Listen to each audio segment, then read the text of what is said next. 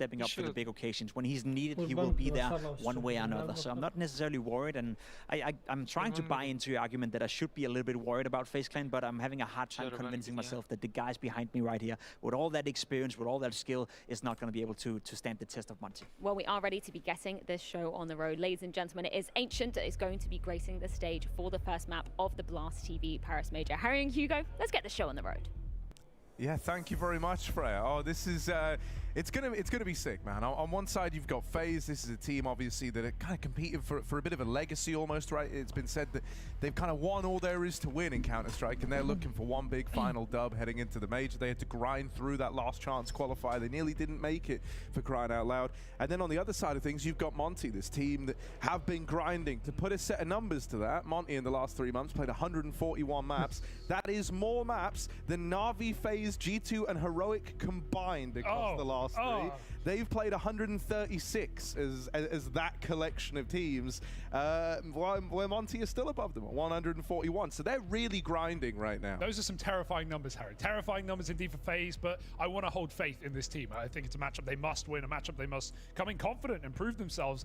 Launders told me this yesterday, and it kind of blew my mind, even though it is a bit obvious. The last time FaZe won a match at a major was that grand final at Antwerp over Na'Vi, right? They got nothing done in Rio, so both times, really. So now FaZe, pressure really is on for these boys to take down, you know, an underdog, sure, but definitely the hottest underdog we have right now, maybe with the exception of 9. And I'm glad FaZe got rid of Mirage just to end it there as well. Don't fuel Boros in the connector. We go to Ancient in a BO1 opener here for the Blast TV Paris Major. And it's a map that Monte have a streak on, right? 6 in a row, 9 out of the last 10. They've beaten ENCE here. They've beaten 9 who haven't. But for FaZe, yeah, while this has been a mainstay of their map pool across, you know, the entire time Ancient has been in active duty, it's still not going to be easy. There's plenty of data for Monte. You know they've come in prepped, and I can't wait to see what FaZe are going to bring to the table here, if they're going to play with any amount of respect against these very hungry young players willing to prove themselves on a big stage.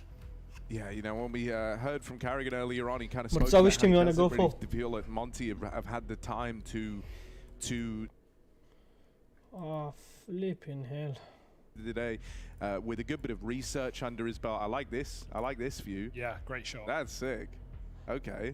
And I think we're getting in here as well soon, Harry, so waiting in spawn like you for the first map of the major. Which team right now. Murtaza? It's an exciting time. Some have even said it's Which the team last is supporting? CSGO major, so we're going to have to find out who's going to be taking trophies here as Go we watch await my YouTube, bro. map 1 on Ancient. FaZe all the way. BO1s across the day, folks. We've got them coming to you on both streams over on Blast TV as well, so check it out as we get into our first match of the day. It's FaZe Clan, it's Monte. The Blast TV Paris Major has officially begun. God damn. The beginning of the end is now upon us. And here we go, it's Monte with a CT side start. Already out into middle. Twist is here trying to take him down. He does like a bit of a mid fight, this Twist. He's very comfortable here. Both sides of the map even. Ooh.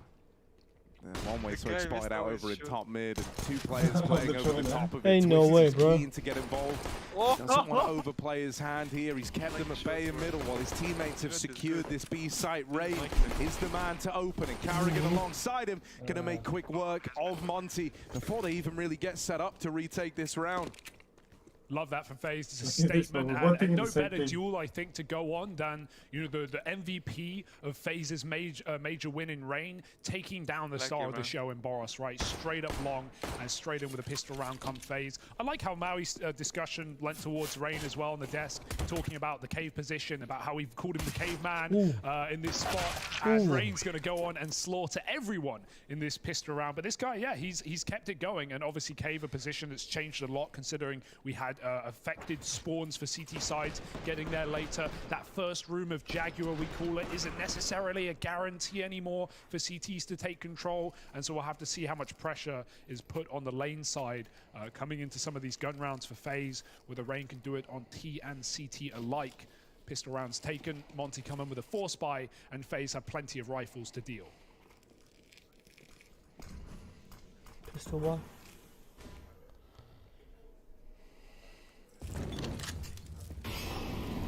molly immediately. Karrigan's got some control. It does fall a little bit short, but he recognizes that. Monte realize they lose the cave. They want to go fight ramp instead. 3 players moving through. Silent for now, but Rain is here with a rifle. Oh, they're doing what Navi did. Yeah, he's going to have his work cut out for him and run down by the first man. Kraz now finds him. And so now Karrigan, wanting to try and keep them at bay, lock them in with that smoke over at lane, gives him a little more freedom to move in with the rest of the team. He called the bluff, they come through. Boros out on an island. Uh-oh. Roki tries to move back up to deal with it, but this smoke is nice. You see, like FaZe, they just tried to get this mid control, and they've been locked out at every single turn, right? Denied presence over towards Donut, smoked off over on the lane. So suddenly, all their efforts are in vain in this round, and it grinds to a bit of a jarring halt here. These are the rounds where, you know, when this sort of happens, it starts to get out of hand very, very quickly. Everything you've tried has been disrupted. The util's been in your way now to kind of take the pace out of the round. Slowing it down here isn't the end of the world. It gives them a time to regroup and try to play this 3v5, but you know, in amidst all of this, Monte have repositioned as well, and they're now replenishing some of this utility over towards B. So FaZe have really got their work cut out for them. This is going to be like a final 10-second push into the site, and so the entries have got to come cleanly. If Boros gets 1 kill, he might have done his job from this position, anchored in with seconds to spare. FaZe move up the ramp. There's a flash, but Boros is unperturbed, undisturbed until Brokey jumps the corner. The bomb's loose. It's unwinnable for Rops. He can get all the kills. He cannot plant. Monte will win that force buy. FaZe cannot sit pretty. They cannot relax. Immediately put under the hammer, and Monte get all the kills and save an AK to boot. That could not have gone better. But that guy just he for was the left hanging. underdogs, stealing it away in the second. And I love the way they play that. It's so active. They realize they lose cave. They take a lot of space. What? They funnel FaZe into the double setup in Donut. FaZe lose fights on both sides of the map, and they have to just desperate panic back into B.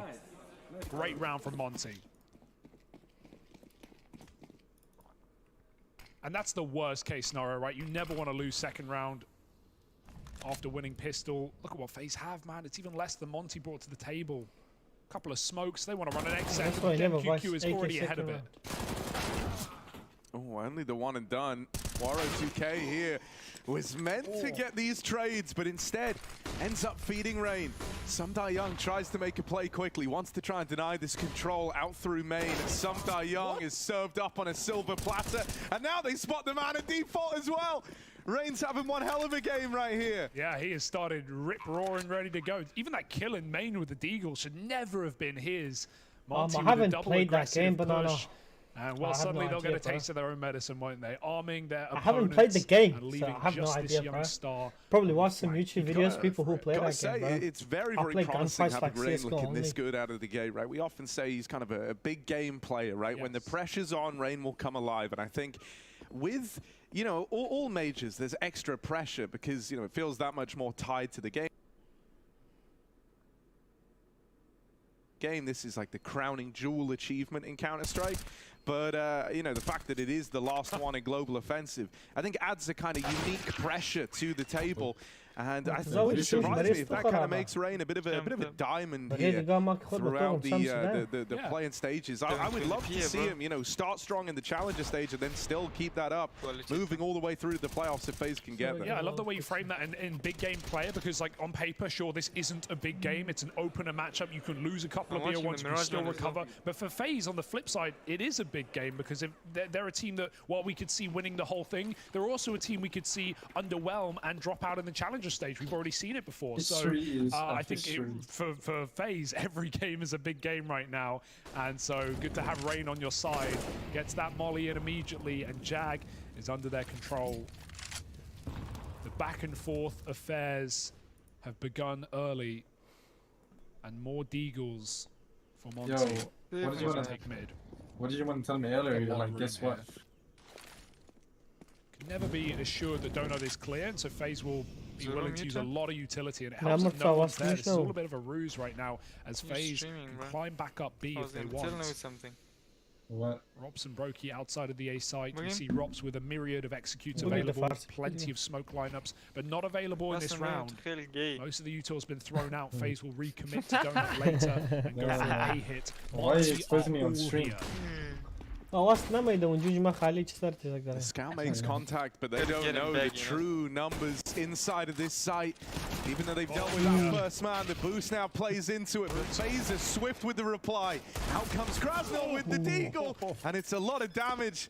But denied at the end by Rain. me It's a just job the with kind of the safety net job on that Huh? round. He's multi-killed Shit, every we got round job phase of video. one, right? Job 3K video. on the Just pistol, the shot muscle in game, second, bro. 3Ks in the third round, Yes, though. 2Ks there. He's saved FaZe in this beginner. No doubt about it. God, what a terrifying round right now. But the fact that FaZe can keep that in their pocket Dude, the when the hell is scout that, gets man? 2 tags off Constantine and the and first kill Trinity. goes to Monte up in A main, that's impressive. It doesn't get too out of control. Nade's Ooh, in they're mid, rushing pretty down mid. expected, pretty Classic standard, and CSGO, so no one bro. makes a mistake. Ooh. Rops lobs his in, but they delay it instead. That's fantastic.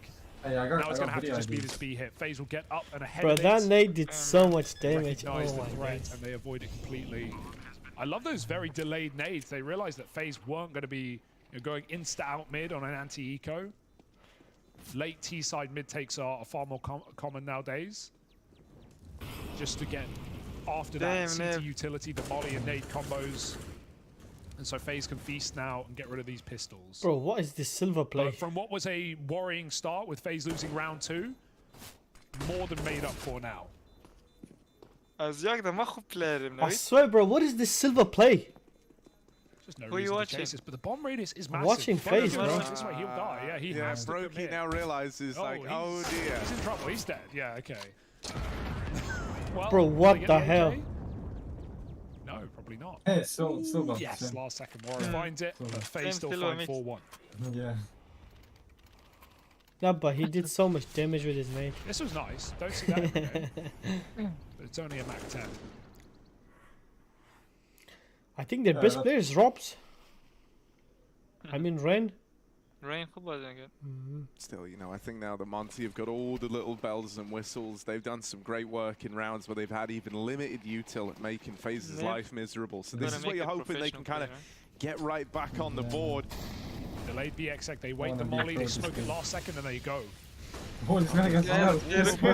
Caught with util out inside of the site, it will just make it back. Bro, in look the how cave. easily they got the side, like. Trade places, but Ooh, Monte are nice. here knocking down the door on the backstab. They've got full lane control. Hey, guys, FaZe are in a bit of a tomorrow I'm weird gonna spot go, here. They've had to get try my and push toenails up and done. pressure, Also take join me. long away. Okay, what?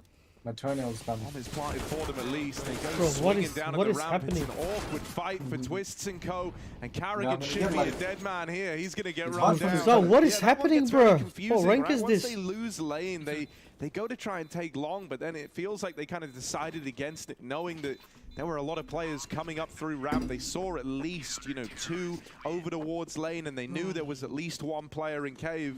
Yeah, it seemed like they changed their mind last second and Which wanted combos, to either what move the back hell? towards cave or site, but they did it as the cave smoke faded, so they're just swinging ramp for fights or to reposition, and then the cave players also crossfiring, so FaZe get a little caught out in the madness there.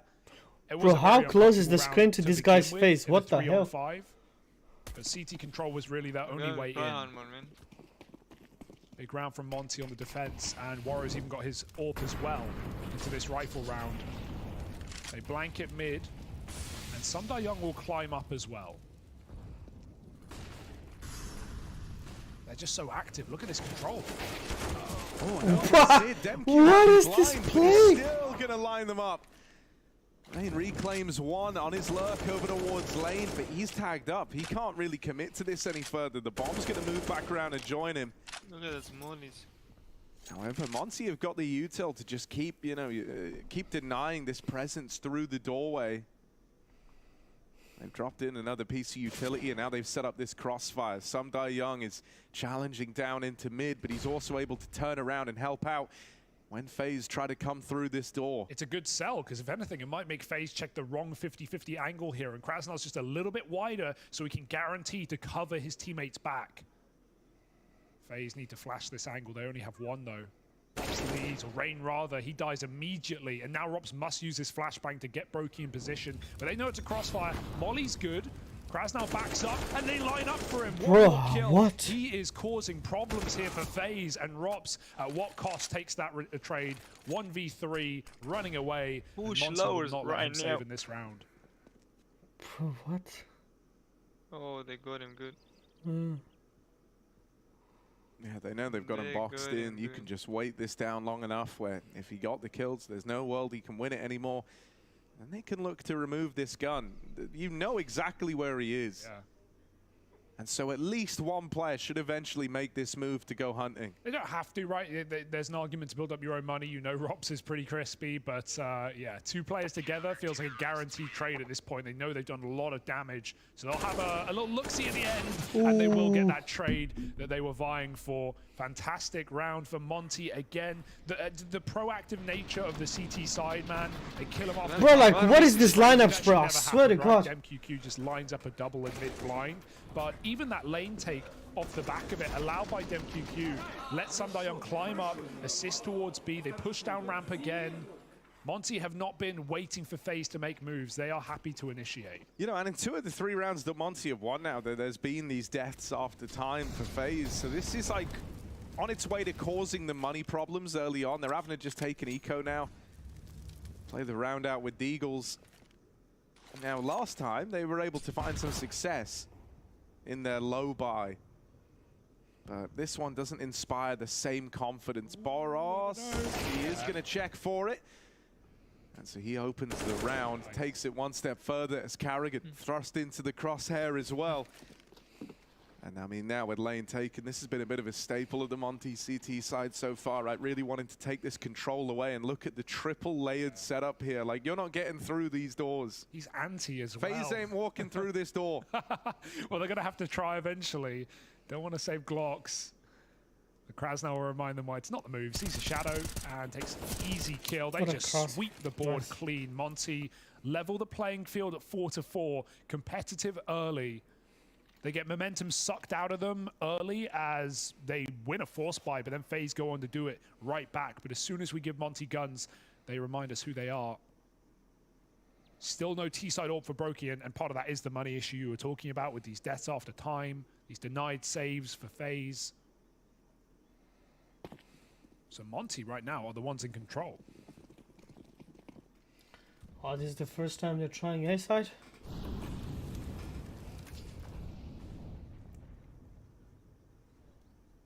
This is an audacious position for an org, but the benefit of this is the one-shot headshot that the M4 doesn't possess.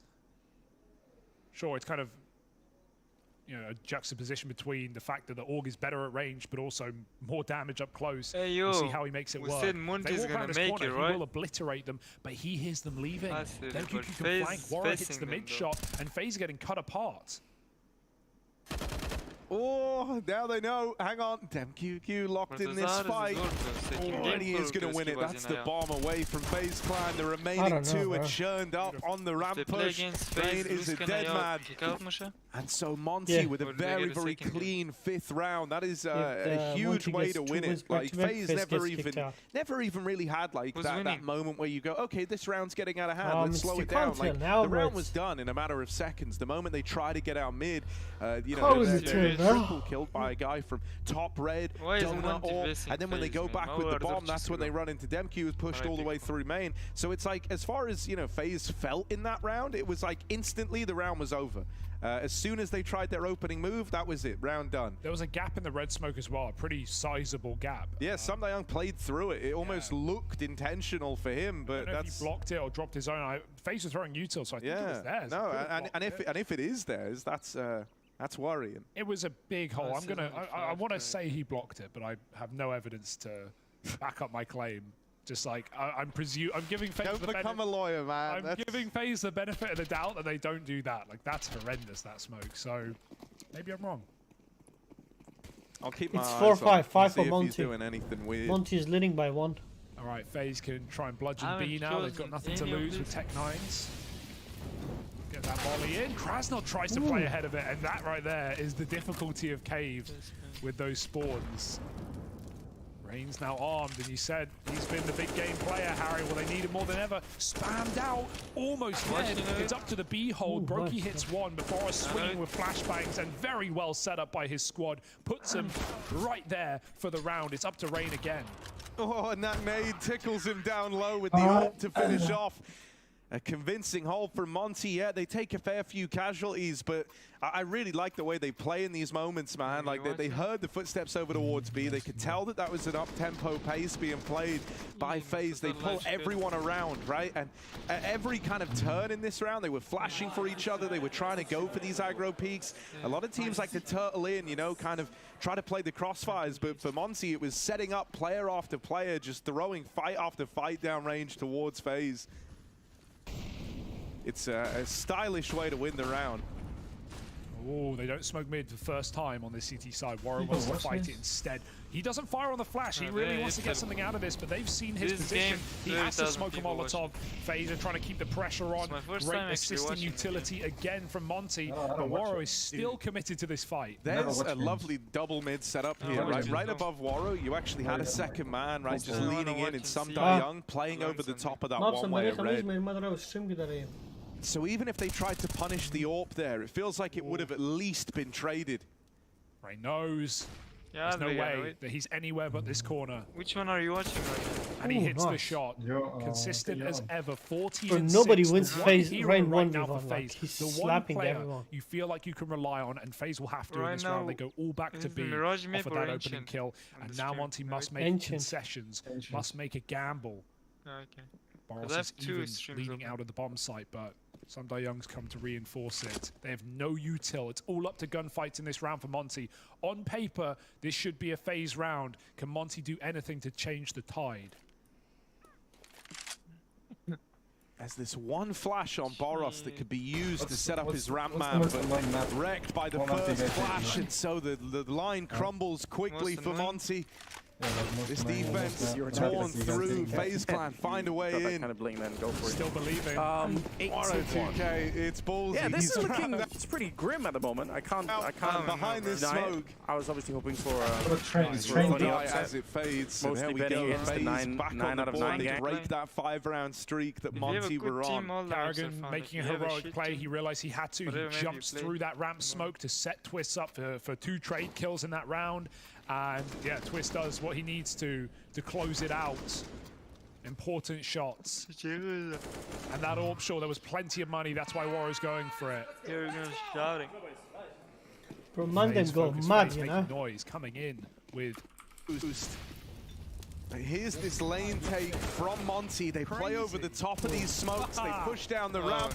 And they lock FaZe out of the lane. This is some incredible lane control in the CT side. FaZe have not, when Monte wants it, Monte get it. There's no question. The double jump through the smoke and a ramp player walking down. What the hell was that play? There's more. Yeah, the thing I love as well is like they're pretty fluid with it. Like once they actually have lane, they're down to go and explore other avenues here. Like Rob's just could be a lineup, but it's just the one and done. Yeah, fairly aggressive, man. Boros with the trade, and now it's all left to Karrigan. Like, very aggressive. I know that he was one of the players that pushed down the ramp side, so Karrigan feels safe to go running in with this bomb, and that's going to give him a route in the clutch. Easy clutch, easy clutch. Karrigan Normally good in these clutches, but not today. As Boros is quick on the rotate back through cave, puts a stop to it. Yeah. You breathe a little sigh of relief there if you're Monte. You really didn't want Karrigan to find a way to bring that into the 1v1 with the bomb planted, and it never gets that far. I just love that move to double jump through that smoke on the cave side. It's just so unexpected. I've never seen anything like it. Make a time. And Monte, the freedom of being the underdog here is that you're never scared. You have no reason to be scared. You're expected to lose this game, sure, with all the potential in the world, with all the eyes on you. Well, is that too late? You don't have to let FaZe play their game. You can be obnoxious. You can be obtuse. You can do what you did in the RMR that got you here. Go work after work. And so they continue to keep an up tempo on this CT side. We might have an AWP head-to-head.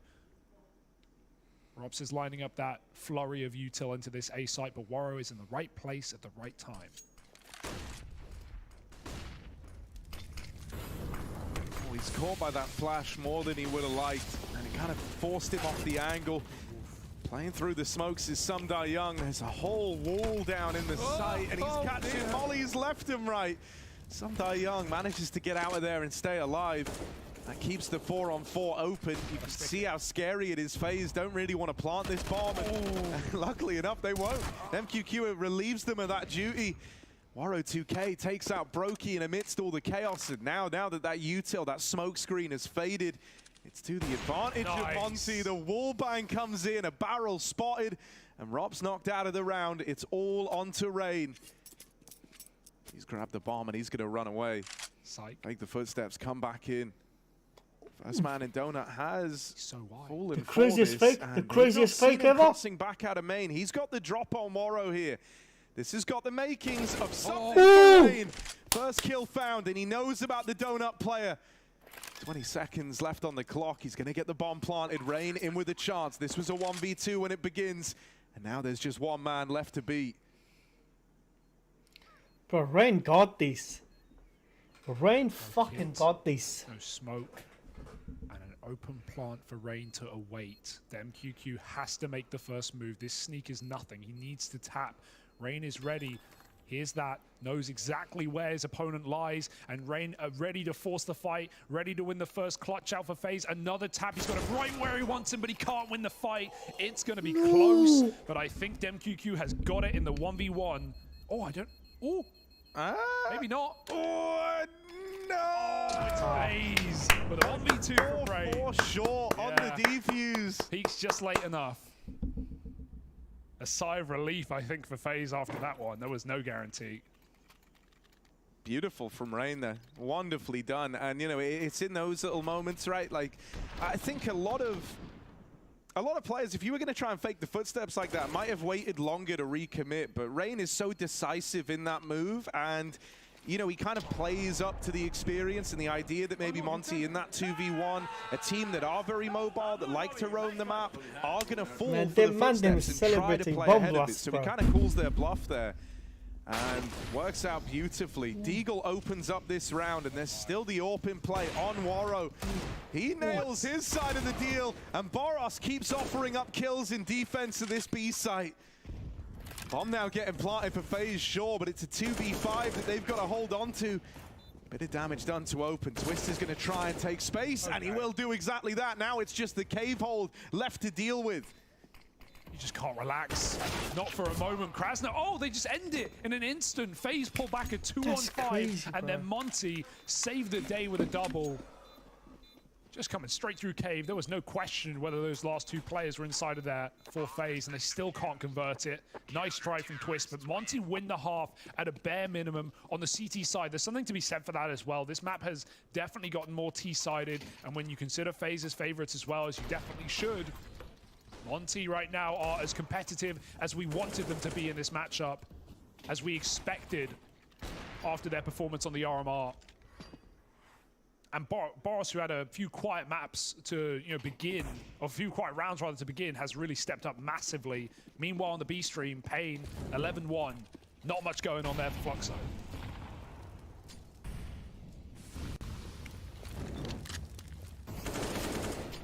Oh, Krasnal to open. Rain, as he does best, gets a trade over towards cave. FaZe looking to split the difference in round 15 and offer up one more here. They've kept it even for themselves now. They're going to try and take middle.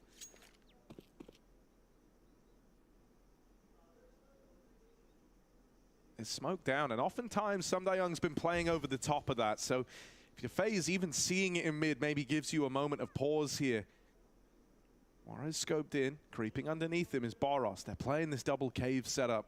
Now, FaZe have often smoked the entrance to cave from the site side, right? So there is a world where this AWP and rifle could get locked out, but it looks like FaZe want to try and come in through cave. And this is not to their benefit, not with this hold that Monte are running here. Unscope on that Molotov, it leaves Boros alone. He's got to do everything. Waro re-peeks through it after smoking it and still gets that follow-up kill. A second too slow for Twist. Would have found that trade onto the AWP. But now FaZe again are in another 2-on-4, and Boros even goes a step further. This probably won't be cleared, right? It's so late to play this position. He goes for both, runs out of ammo. Twist turns around, and the clutch has begun. Can they shut it out before it starts? Yes, they can. Monte win the half, and solid at that. 9 rounds on the CT side. The major has started, and it's already looking scary for FaZe.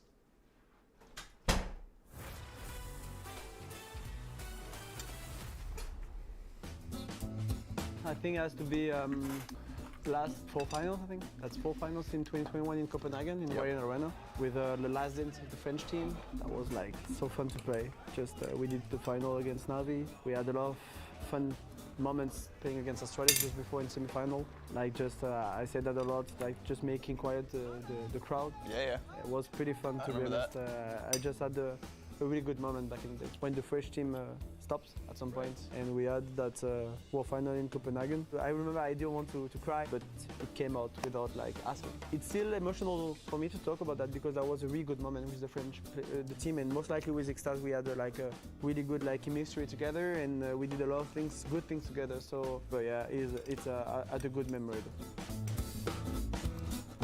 Facts.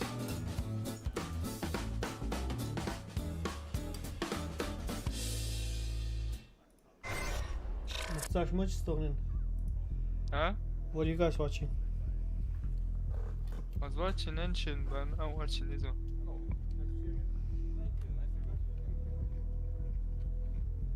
We are off to the second half. Yal Jamura ya. Second half. How long is the half, Murtaza? Like 5 minutes? What are these guys gonna do in 5 minutes? Change computers? Not usually go for a Siggy, bro. Because they get so much thingy tension, like خیلی pressure بلشه. Oh, Nico's playing as well. Yeah, bro. Yala kujya bazina. G2. Wanna see? I know, I wanna watch that one. Yala kujya bazina. But they're not the game stable near the guy. Maybe after this one.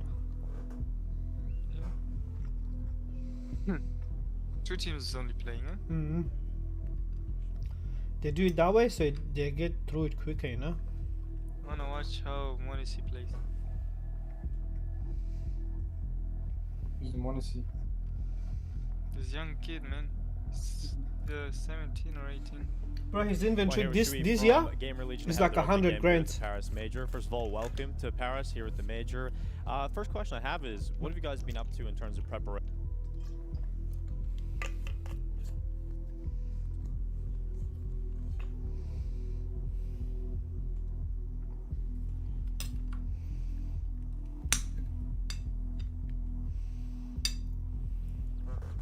Is Nico good? He used to be, I don't know now. Bro, there's like 10 Nikos. Which one you talking about? And Nico, really? Yeah. I think the one on Navi. There's no Nico on Navi, bro. There's Simple on Navi.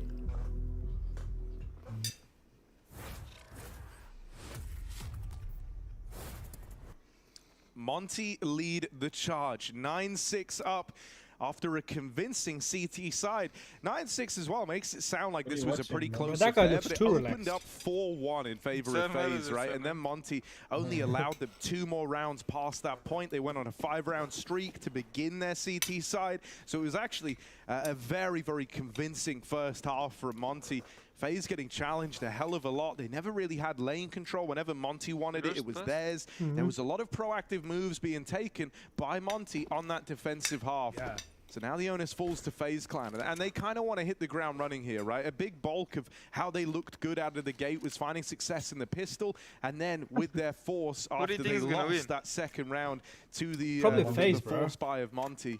Well, we've got nice early info for FaZe. Rops has elected to make an aggressive play, and that's going to reinforce the B side. I don't know why did they choose Ancient, bro. As well. Smokes come down, flash over the top, and it's Rain with, again, first blood in these pistol rounds. Yeah. It's going to put us in a 5v4. Control taken on long, and a flash back in. It's a second too early. Boros still gets away with a kill, but Karrigan makes this round FaZe's for now. 2-on-2. The retake is on. They've got a kit, but they're being cut apart. Twist has to go back for it in a 1v1 against Krasnal. And he's just playing it right behind default here. Twist is going to have to push up and clear this angle. Krasnal realizes he's not around from the long side, and now Twist is making steps. That gives him an easy route in the 1v1. The info goes his way. Beautifully played. That was so unlucky, bro.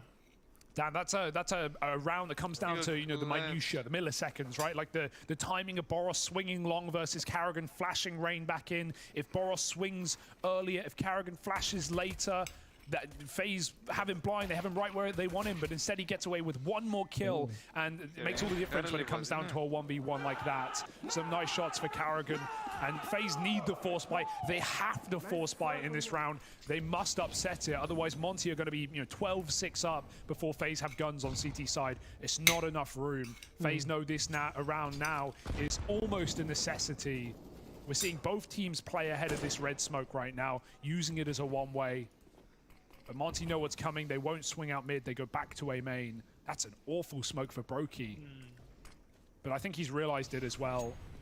Look at how close they are to the monitor. I don't know why. MQQ doesn't want to jump the gun. But that's how they focus. Waiting his whole team. Krasnal still rotating through spawn. Yeah, dude, the FaZe are at least here with 3. They're here with 3, but the thing that's so awkward about that smoke is it's given Monte like so much confidence coming out of main. They've already cleared the boost, right? And that's like a big responsibility dealt with. They've cleared Temple. So already they've really cut down the number of angles where this D can be. They're all looking at default. They're all looking at Donut. They're getting taken down by Brokey, though. His Deagle stands and delivers. And now Karrigan rotates in with the MP9. Spam damage is good for Karrigan as he brings FaZe back into the fold, and Brokey makes up for the missed smoke with the double kill from the Deagle. No doubt. But imagine the pressure they're on. And that's, as we said, just had to come through for FaZe if they wanted to remain competitive in this game. This would have been so lopsided without that force buy win. Seeing, you know, a return to force buy percentages. I think at one point a couple of years ago, especially during the online era, it was like 55% for some of the top teams on second round buys, especially on CT sides. Game was a lot more CT sider back then though than it is right now. So huge round for FaZe. But Monte were just fine in you know, repeating traditions back on their CT side, where we had 4 rounds in a row of full buying. Online era, 3 rounds. It was like 55% for some of the online era on the second round. Still won that out. Especially during a lot more CT side back then than it is right now. So huge round for FaZe. No one shot Nami there. Is that what? Monte were just. It's a very bare bones force as far as they go. Just kill. Oh shit! He fucked up his teammate. How does that bounce backwards? Yeah. Rain will take it though, it doesn't get extinguished. All plain. An instant cave smoke gives Monte the control.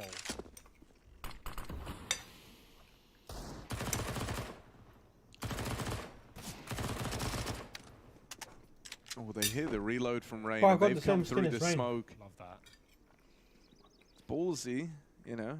There always could be a second man there. It could have been a bait trying to bring you in. They're now, you know, kind of throwing the timer of FaZe through a bit of a loop. And as Rain moves back in, he does well to adjust to that close player. Right? 1 kill out of DemQ before all is said and done, and now Karrigan takes up position over on long. This is a very committed angle, and the moment he fires, he's got to reposition here. I feel like so often if you play that corner over towards long, you just see him get pre-fired, but they've just seen the man rotate up ledge, so now they know this is the B play, and you can see that reflected in these rotates. There's 3 players over here for FaZe right now. 3 players in the right place. Yeah, Monte know, FaZe know, they know they're running into a stack, but they don't really have a choice. With this deep position on cave, they're going to have to make it work. 20 seconds, no nades left for Monte to make moves. That one flash will push them in. Karrigan swings blind as well, and it's up to Brokey once more with another double. Twist can try and stop a bomb plant. He takes 2 more clean shots to close. Twist has activated in the CT side, starting to come back into his own and put FaZe up to 8. That's more uncomfortable than that round has any right to be, given the weaponry, the positions, the info FaZe have. But at the end of the day, Harry, a win is a win. A round is a round, and FaZe will take they need to at least keep 8. up the good energy, you know? Full eco now for Monte, and this gap can close. Bro, this Champions League, they drink like 10 energy drinks at one day. Great to see Boros perform. I think there's so much pressure on you know, knowing that you are the star of the show for a team like Monte, even though we've talked about how the pressure is definitely more on FaZe in winning this game. for Boros as a very young player, very inexperienced LAN player, you know, you need him to play well if they were ever going to upset this game or make a run at the major as well. And this is a guy that's only played like 3 LANs across his career. HLTV did a great article about him and his history, obviously coming through an end point and making the move to Monte after a downtime of not playing any Pro CS. And just how many eyes he captured back at the RMR with some unbelievable maps from this young Jordanian player. Second player we've had out of Jordan in any relevant sphere since ENCE, of course. Great to see more representation from the region. Right now he's the top of the team. Yes, man, bash me up. Oh, the boost in mid is nice. That was so bad, bro. FaZe try to take this lane control. But theirs is, you know, less convincing than when Monte did this all first half long. They're a man down, it's sure, like they have the control of lane, but it's not in like a super comfortable manner. Right, the only guy actually kind of flexing the control is Karrigan. Rain can try and swing down the ramp and get involved a little bit later, but these are all fights that are a little more 50-50, right? Are ones where Monte can win them. Rain gets out with that kill there onto Boros, and he just kind of counts that as a lucky break, finds himself the 4v4, the equalizing kill, and so now plays it a little more passive back inside of the site. No longer committed to fighting for this lane control. Gives Monte the room, though, to lob out this exec in towards B. He messed it up. That's why they play. They have a plan, they have to execute. Samdayung is lurking middle at the same time. They're going to flash lane. But as I said, no control still. Rain on a nice off angle to catch a kill and try and get back behind default. If a player comes up unsuspecting, need a flash for this one. Rain tries to block the smoke. It's locked him out of the bomb site. It's only Karrigan here who can contain, can compete, and he falls after one. The mid lurk even cuts down Rops on rotation. Rain with that block smoke has a gap to fight through, but they take short space instead, and Warrior waits in the fade. Rain should be dead as Samdayung flanks as well.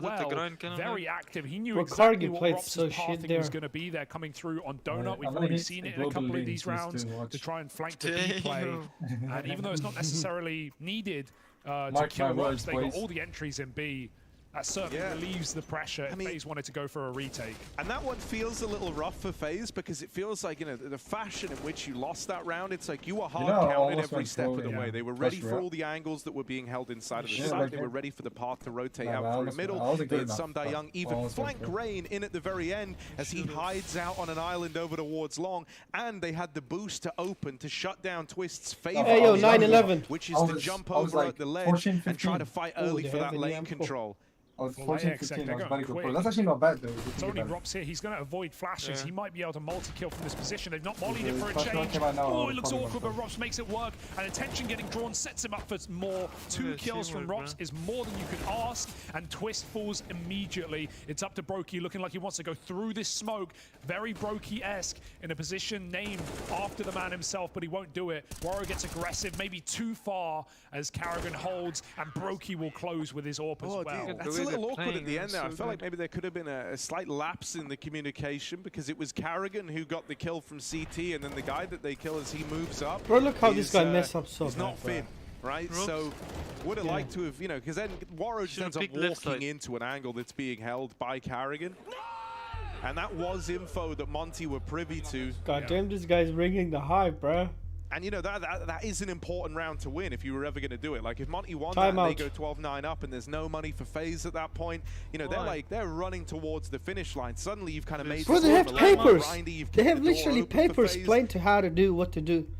And Monte called out their first timeout as well. You'll notice, you know, they felt comfortable this entire game, but another note of that is the fact that their coach, LMBT, formerly of Hellraisers, and even a very successful Mouz lineup with Rops in the team, for crying out loud, is unable to attend this major. So, Monte without the assistance of a very experienced coach, which is a shame. So,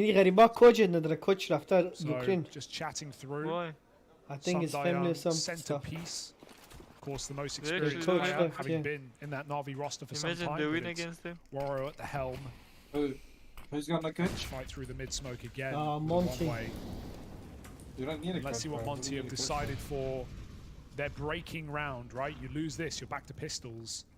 The caveman is here, club in his hand, but he's going to get flashed back.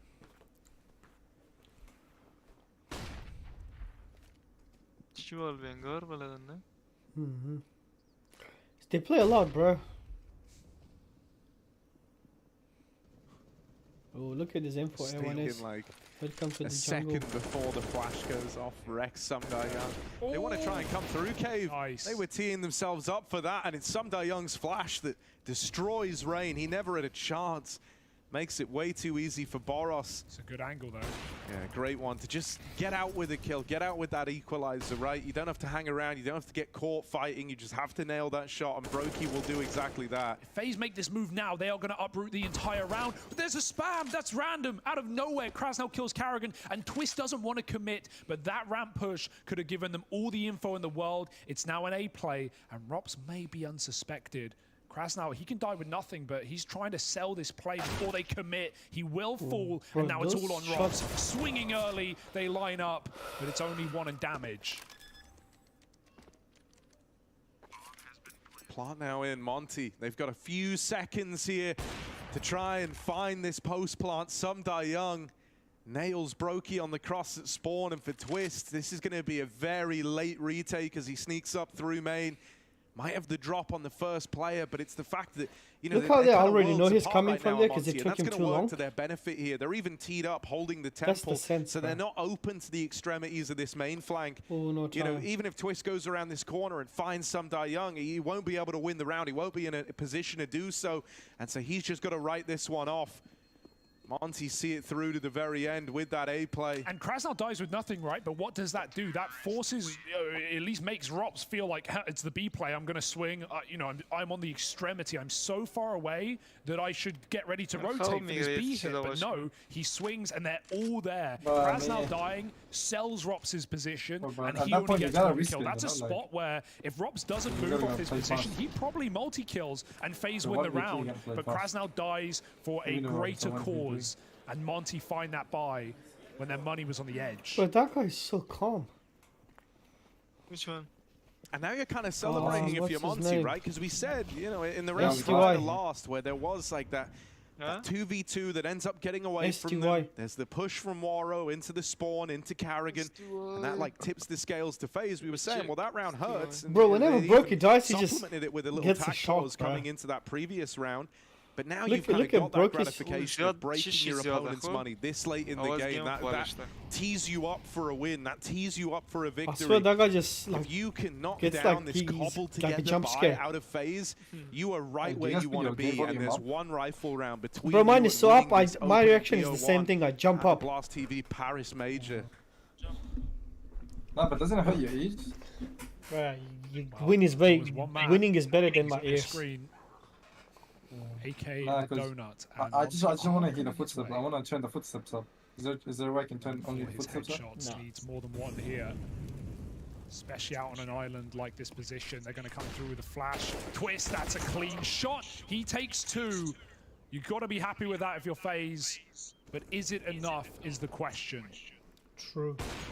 Oh, jump at the gun a bit is Brokey on that backstab. Whoa, They saw him. Rain! They run him down.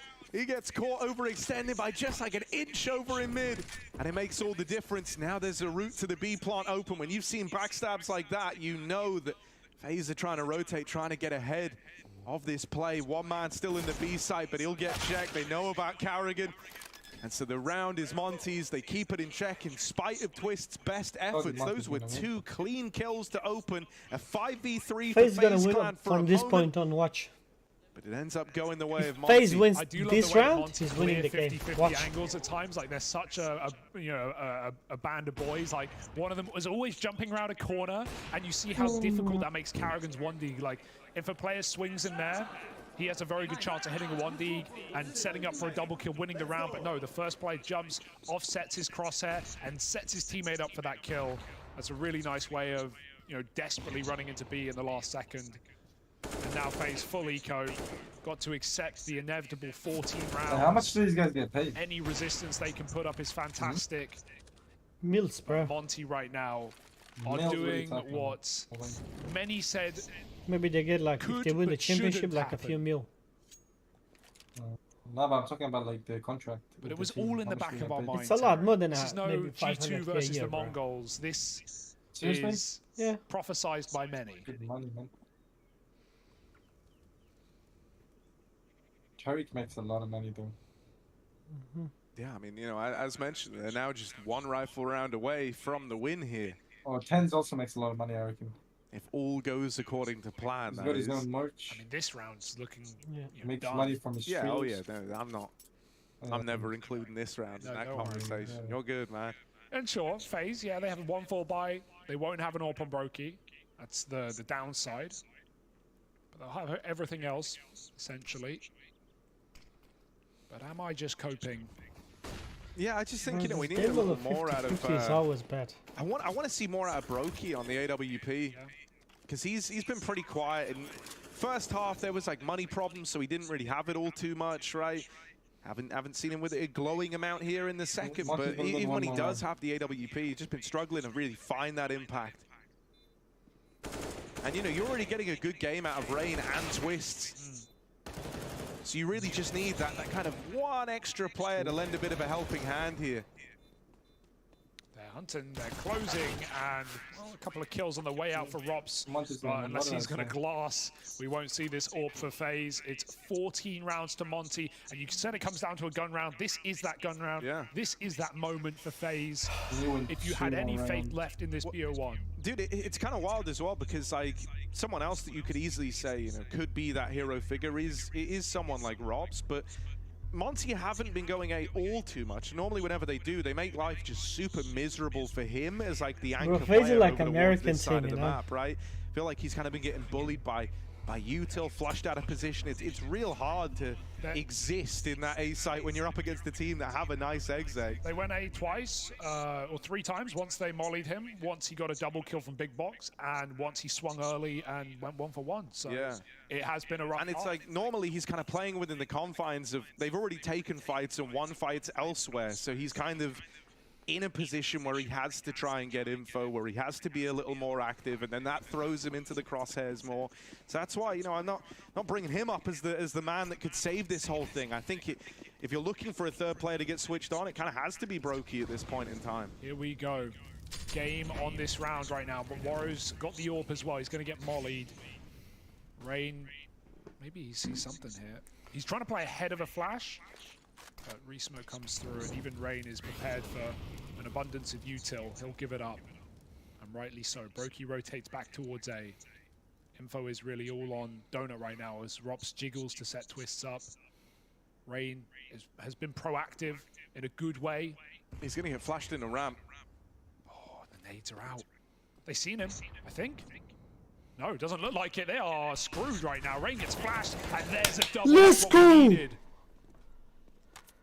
Yeah, lovely little interplay between him and Carrigan. You could see that one coming together, right? You saw Carrigan peeling back on the long side, getting ready with the flashbangs. Monte's Rain gonna win playing this up round, close watch. to the ramp. And when he sees them jumping around like that, when he sees Util pulled, his players trying to boost, he's rubbing his hands together. That's the kind of the difference-making double that tees up this round for FaZe Clan. Now they've got to do good on what Rain started. Carrigan falls first in defense of the B side, but It's Rain an easy just keeps S winning. from Rain, watch. Finds himself another Easy from S. the cave, even spam damage. Ooh. Rain knocked out, still in with a chance here, Monte. It's just Boros left standing, and he is pincered in. They are all around him, coming up ramp, fighting him from cave. FaZe keep him in a box. So they will secure an 11th round, living to fight another day. That's something that FaZe do a lot on different maps. Right before Rain goes down, they throw this smoke on ramp, and that just like confirms to Monte, like, oh yeah, we're safe. You know, they just smoked ramp, we can go for the boost, knives are out, you know, nades are being pulled as well, and that's when Rain, you know, makes his move. We see that on ramp, sometimes on Mirage. FaZe will molly it right after we get a push, and you know, just the audio cue sets you off a little bit. It makes you think you have more room than you do. It's a nice move from Rain, 3 kills in the round. And now FaZe can try and build this late game comeback. Quick flash, and Boros does it again, winning that cave fight. Not again! Boros can win a round single-handedly, and right now he's trying to end this map in that fashion 2 kills. He's finally snuffed out, but Monte are has out A. in A. This bomb's going to get retrieved, and the opportunity to deny the rotate of the bomb is now out the window. Nothing is safe. And Rops can cut this off. Oh, yeah, this is weird. So Krasnal has the bomb, but he knows that they could have taken mid. They could have spawn even right now, and so he kind of feels boxed in. They're ending B. Yeah, they're going to have to play around the world, try to join back up with this bomb. It's found itself out on no man's land here. And so this whole round comes down to Demke, really, getting away with something on this push through the B site. Now, he shouldn't be expected, but the angle that's being held by Brokey, oh, he's just turned away. This is a whole timing that decides the outcome of the round, and the smoke in his way.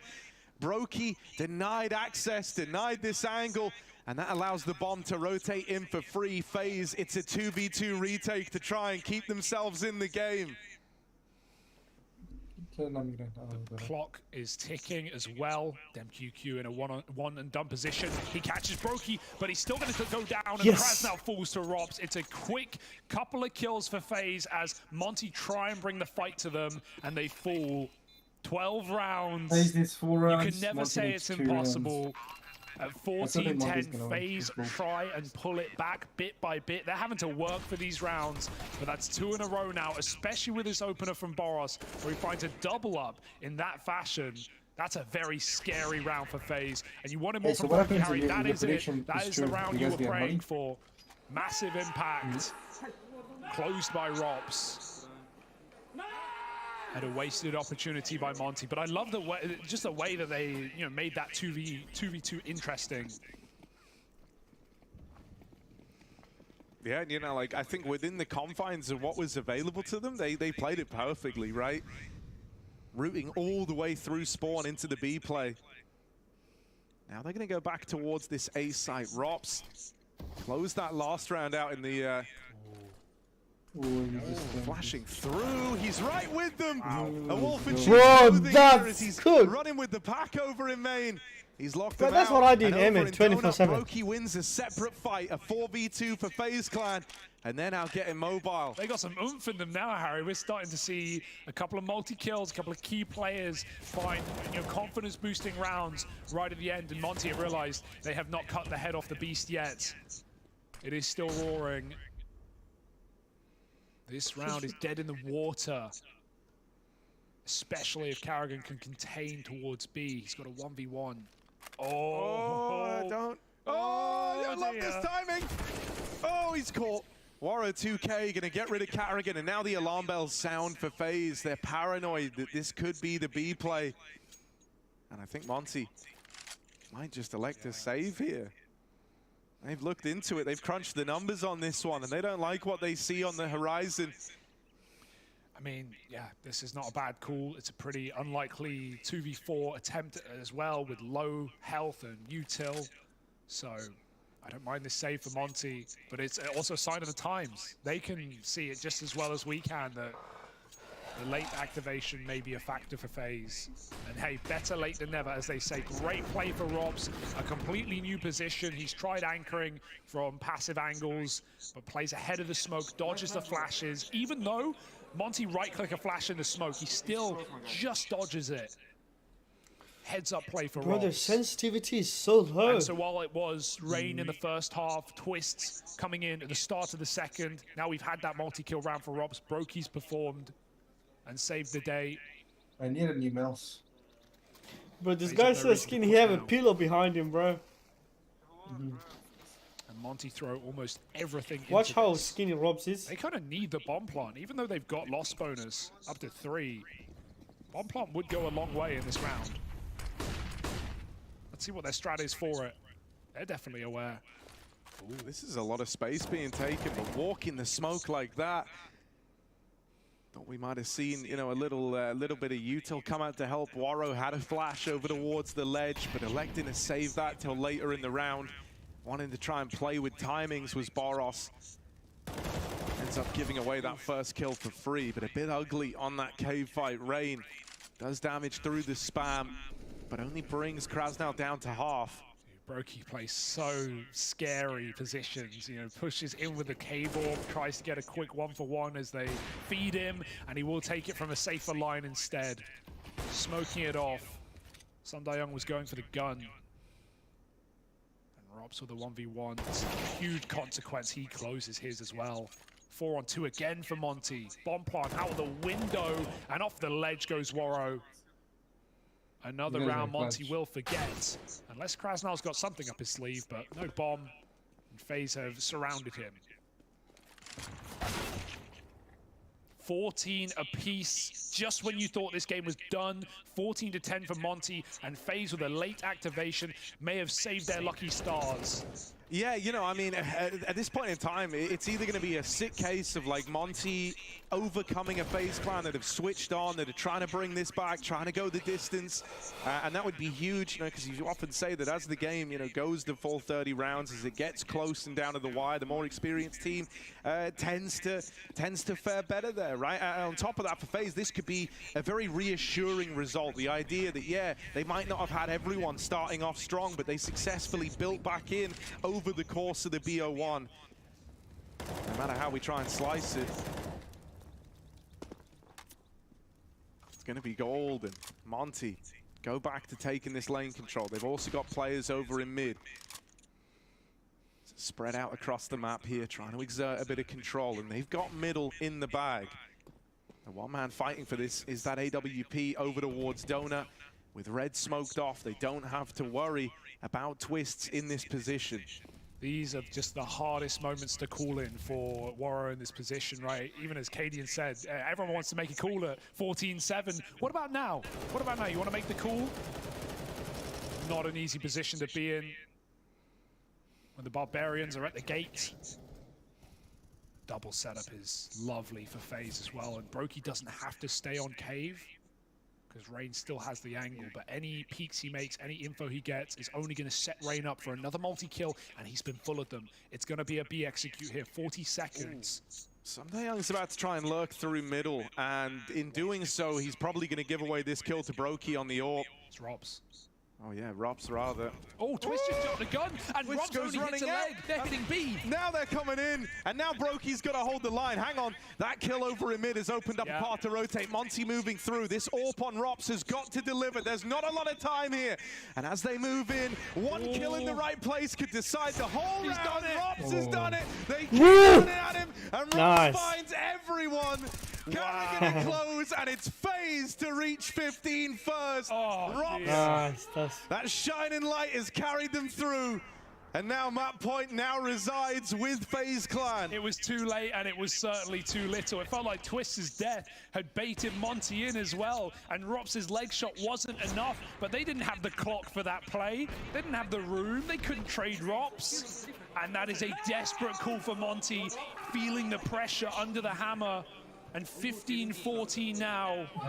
FaZe bro, that guy got left hanging, bro. 6 rounds in a row to close this BO1, to do what they should have done a long time ago.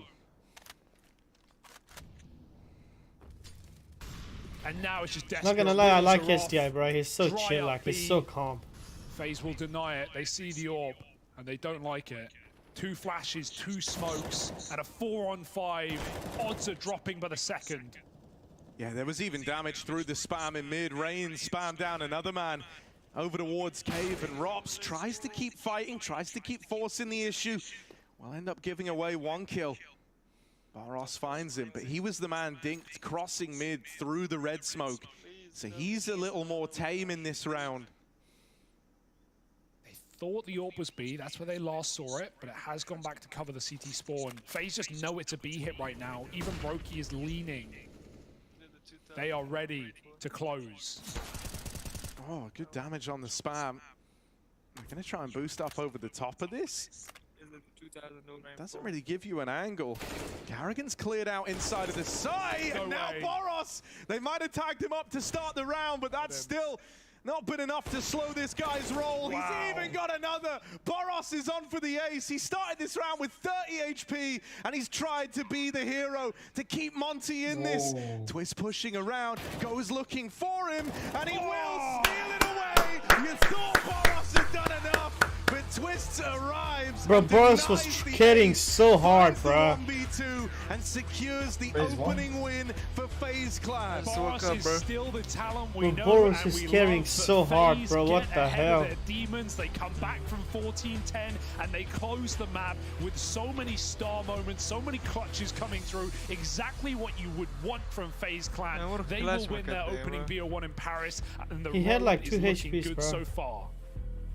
No, bro. Pick it, Nanan. Bon, plein idée sur le pick, Nanan. They must feel like celebrities. There's cameras all over.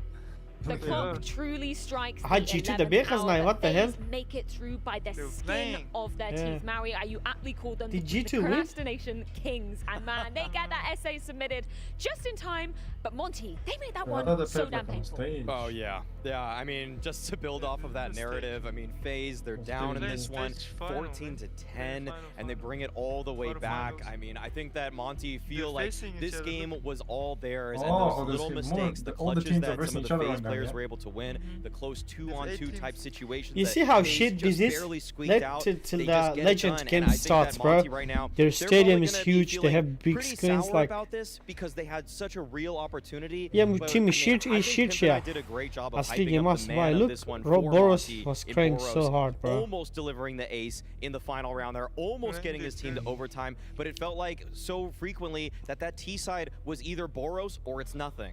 That was the issue for Monte, right? Because the CT side, Man, well wasn't polished, 30 bomb, super that's a strong, 30 all the bomb, players bro. were chiming in, but it felt like it had to come from the 30 man on the bombs? screen right Look here at that. when it Look at came the over way to we the got the T play. side. Without him No way getting I the could drop double 30 entries, bomb. without Look him at that. almost acing in the very last round, Really it didn't quick, feel and- like You know they what had you enough know, of a me, this playbook, guy's enough of tryhard. an idea of how to approach that T side Uh-huh. once FaZe got started. Azmaili And I was think in that is the story of this game for me, that they were slow starters once more. We had that conversation so many times where they put themselves in an unfortunate situation where they have to fight all the way no. back, and this time it succeeded. It was well. Had to Look at his one-two face, in the bro. very last round, but Look at his it was a face. very, very thin line they were walking. Look how he's moving his mouth. It's like, bro, you fucking. Against other and potentially better opponents. It will be They had to get 6 rounds in a One row of to the close this thing, one out, right? 16 to Hardy 14. plays This is like that. literally as close as it can get. Obviously, we have to give some props to Hardy Rain moves as his well. mouth We were so hyping him up much. as a big game, big event player. plays He well. really showed up even from the very Yeah. beginning, right? Even when FaZe were down and out of this I game. don't get loose. Rain was I one of can the never main play reasons that Low FaZe Sense, were ever. in it early on in the game. for one If bit. Rain had, say,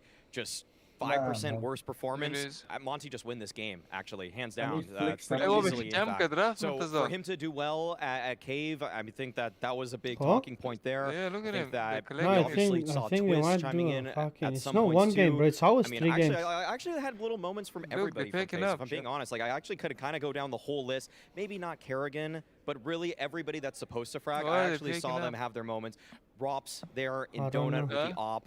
As they were trying to mid-round, Monte through Donut I late do round. I not mean, know. he had a huge multi-frag too. So we got the star power from FaZe. Yes. But it just took a while. And that was kind of a worrying sign. I kind of opened this Johnny series up by Letterman. saying that I might count FaZe out pretty built, early in look this at major. His- if they it's weren't his able to last deliver game, here, bro. He's but they living. got the job done. And again, I'm beginning to What's he believe. gonna Well, do? you mentioned the name Twist. He's a so dad what's now, I making think he him just appear? He's does down on the streaming and sidelines with stuff like fans that. after a victory. Yeah. After a victory, but certainly a Why is close one, Twist so Freya. And short? Twist, that's what I want to start with here. This was very touch and go. There's certainly no easy game, but you were telling me, well, you guys are the underdogs in this one. I mean, we're 16 seed, so technically every team we beat here is going to be an upset. And yeah, I mean, it was a fun game, and I think both teams knew it was going to be Ancient and a BO1. So, and yeah, they have strong hitters, and you know they rely on contact plays, and I'm happy that we were able to close out the game. And it was certainly close, but it was certainly a good fight from you guys. And how much energy and how loud you guys sounded from start to finish. Obviously, Kerrigan mentioned in other interviews as well that this is what he wants to see from you guys to be fully ready. You yourself was very vocal, though, about how tired you were, how you were feeling from previous events. How are you feeling now coming into the major? I feel better. I mean, we left Rio fast, which I said in the interview might be for the best, to have more time to rest. And we had a week-long boot camp, and it felt really great, and it's just nice to, you know, chill and play CS together in a non-stressful environment. And yeah, now we're here, we're feeling good, and we want to just show what we've been working on. And how important is it for you guys to go through in like a 3-0 or a 3-1 scenario, or is it just about going through? Do you want to still have some energy? Because you would have to make this incredibly long journey to potentially lift the trophy again.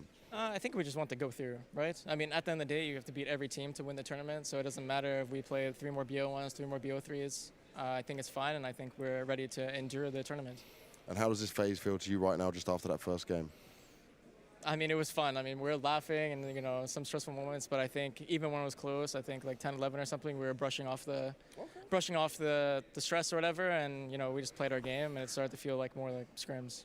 That's great to hear. Twist, thank you very much, man. We'll see you later on. Freya, back to you. Maybe a bit of a surprising attitude coming out there from Twist, considering, you know, this one was incredibly close. It went to the full 30 rounds, but apparently Russell says, nah, smiles, giggles, laughter, going down in the camp. Not too bad for FaZe, you know, to win a game like this in that fashion and to be able to cope with it that well mentally. It's a good win for FaZe Clan, and respect to Monte. They really pushed them all the way to the limit. The win.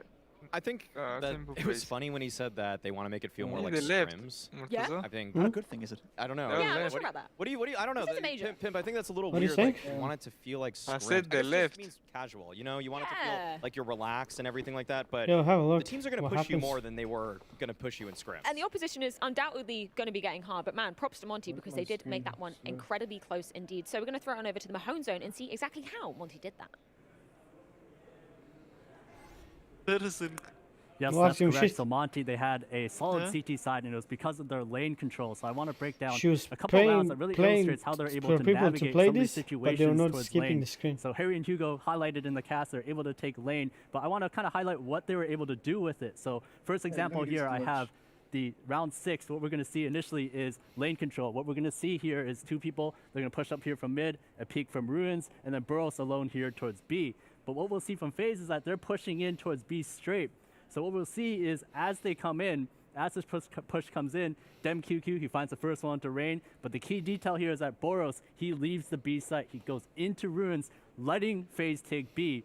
And when this happens, what it does is that lane control that they took earlier actually gives them so much space here to pinch FaZe in the site. They're locked into this retake. They can't take Ruins. They can't go back towards that banana side. They can't push towards CT. It locks FaZe in there. And as a result, when the retake comes through, the kill comes in initially. Burrows is able to pounce from Cave, and then Kerrigan, he's left in a 1v4. Now here's another example. Same thing. This time we're going to see the push once again. The main difference here is that FaZe, they decide to throw a smoke here to try to stop this push. But what Monte do here is that they decide to actually push through the smoke.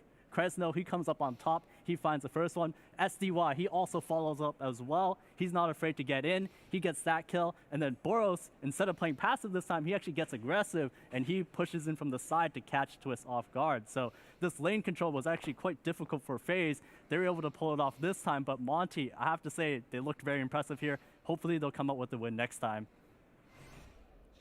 Thank you very much for that one, Danny. Plenty more Counter-Strike going to be coming up on the cards. Up next, undoubtedly the favorites of the Challenger stage, the Blast TV Paris Major. It's going to be G2 taking on the Mongols after this. Oh, G2 versus Mongols, bro. That's what I was waiting for, bro. Murtaza? Yeah. It's your team, bro. G2 with thingy Mongols in 3 minutes. Oh my god, I'm so sleepy. It's one game only, bro. That's crazy. So fucking sleepy, and why is it so tiring? Why is it one? Oh, maybe because it's not legend. It's just. Yeah, probably. Dave, show me a clip. Show me.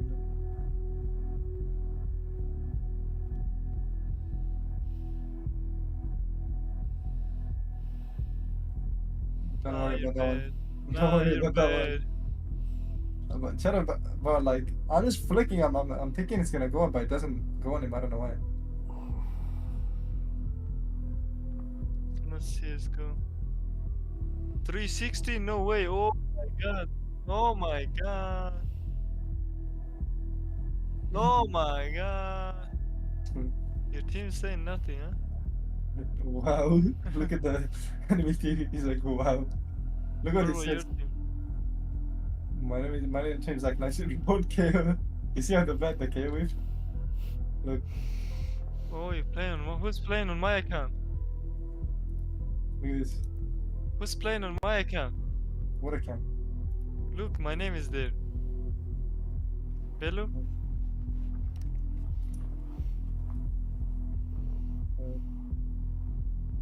Watch. Bize? Crispy Hammer Chains. Voilà.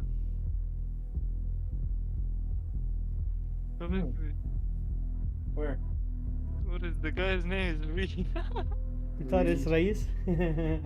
Oh. Damn, man. Flipping on silvers, huh? How dare you? Hello? Oh, look at this one. But this one is like, I think these guys are silvers though.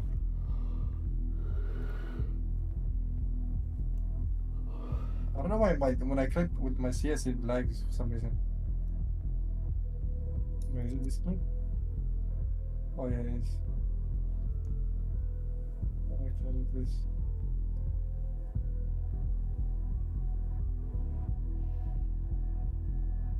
There's one in pit. I know. You see that?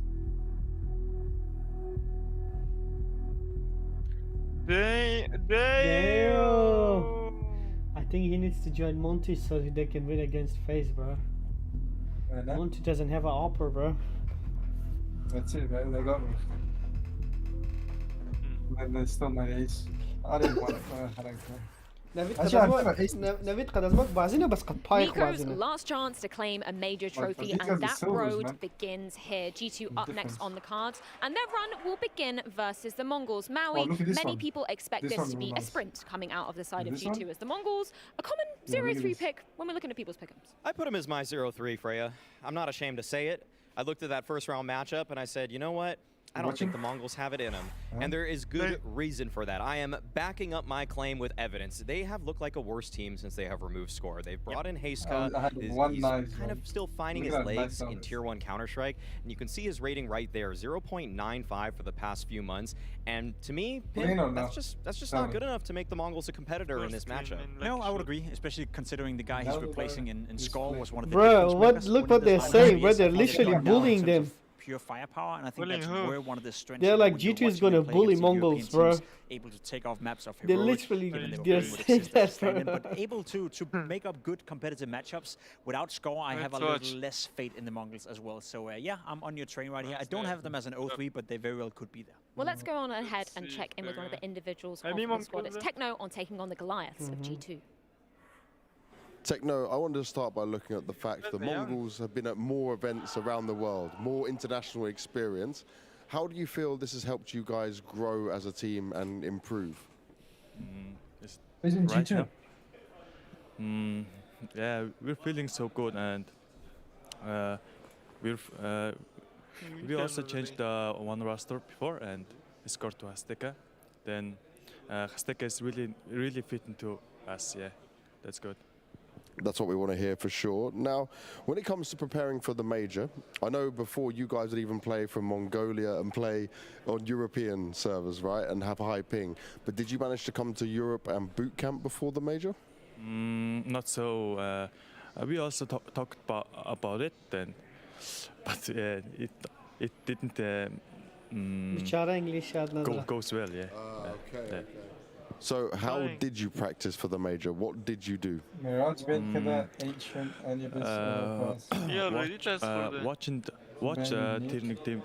1 demos and my god, I hate it. And Asian teams scream.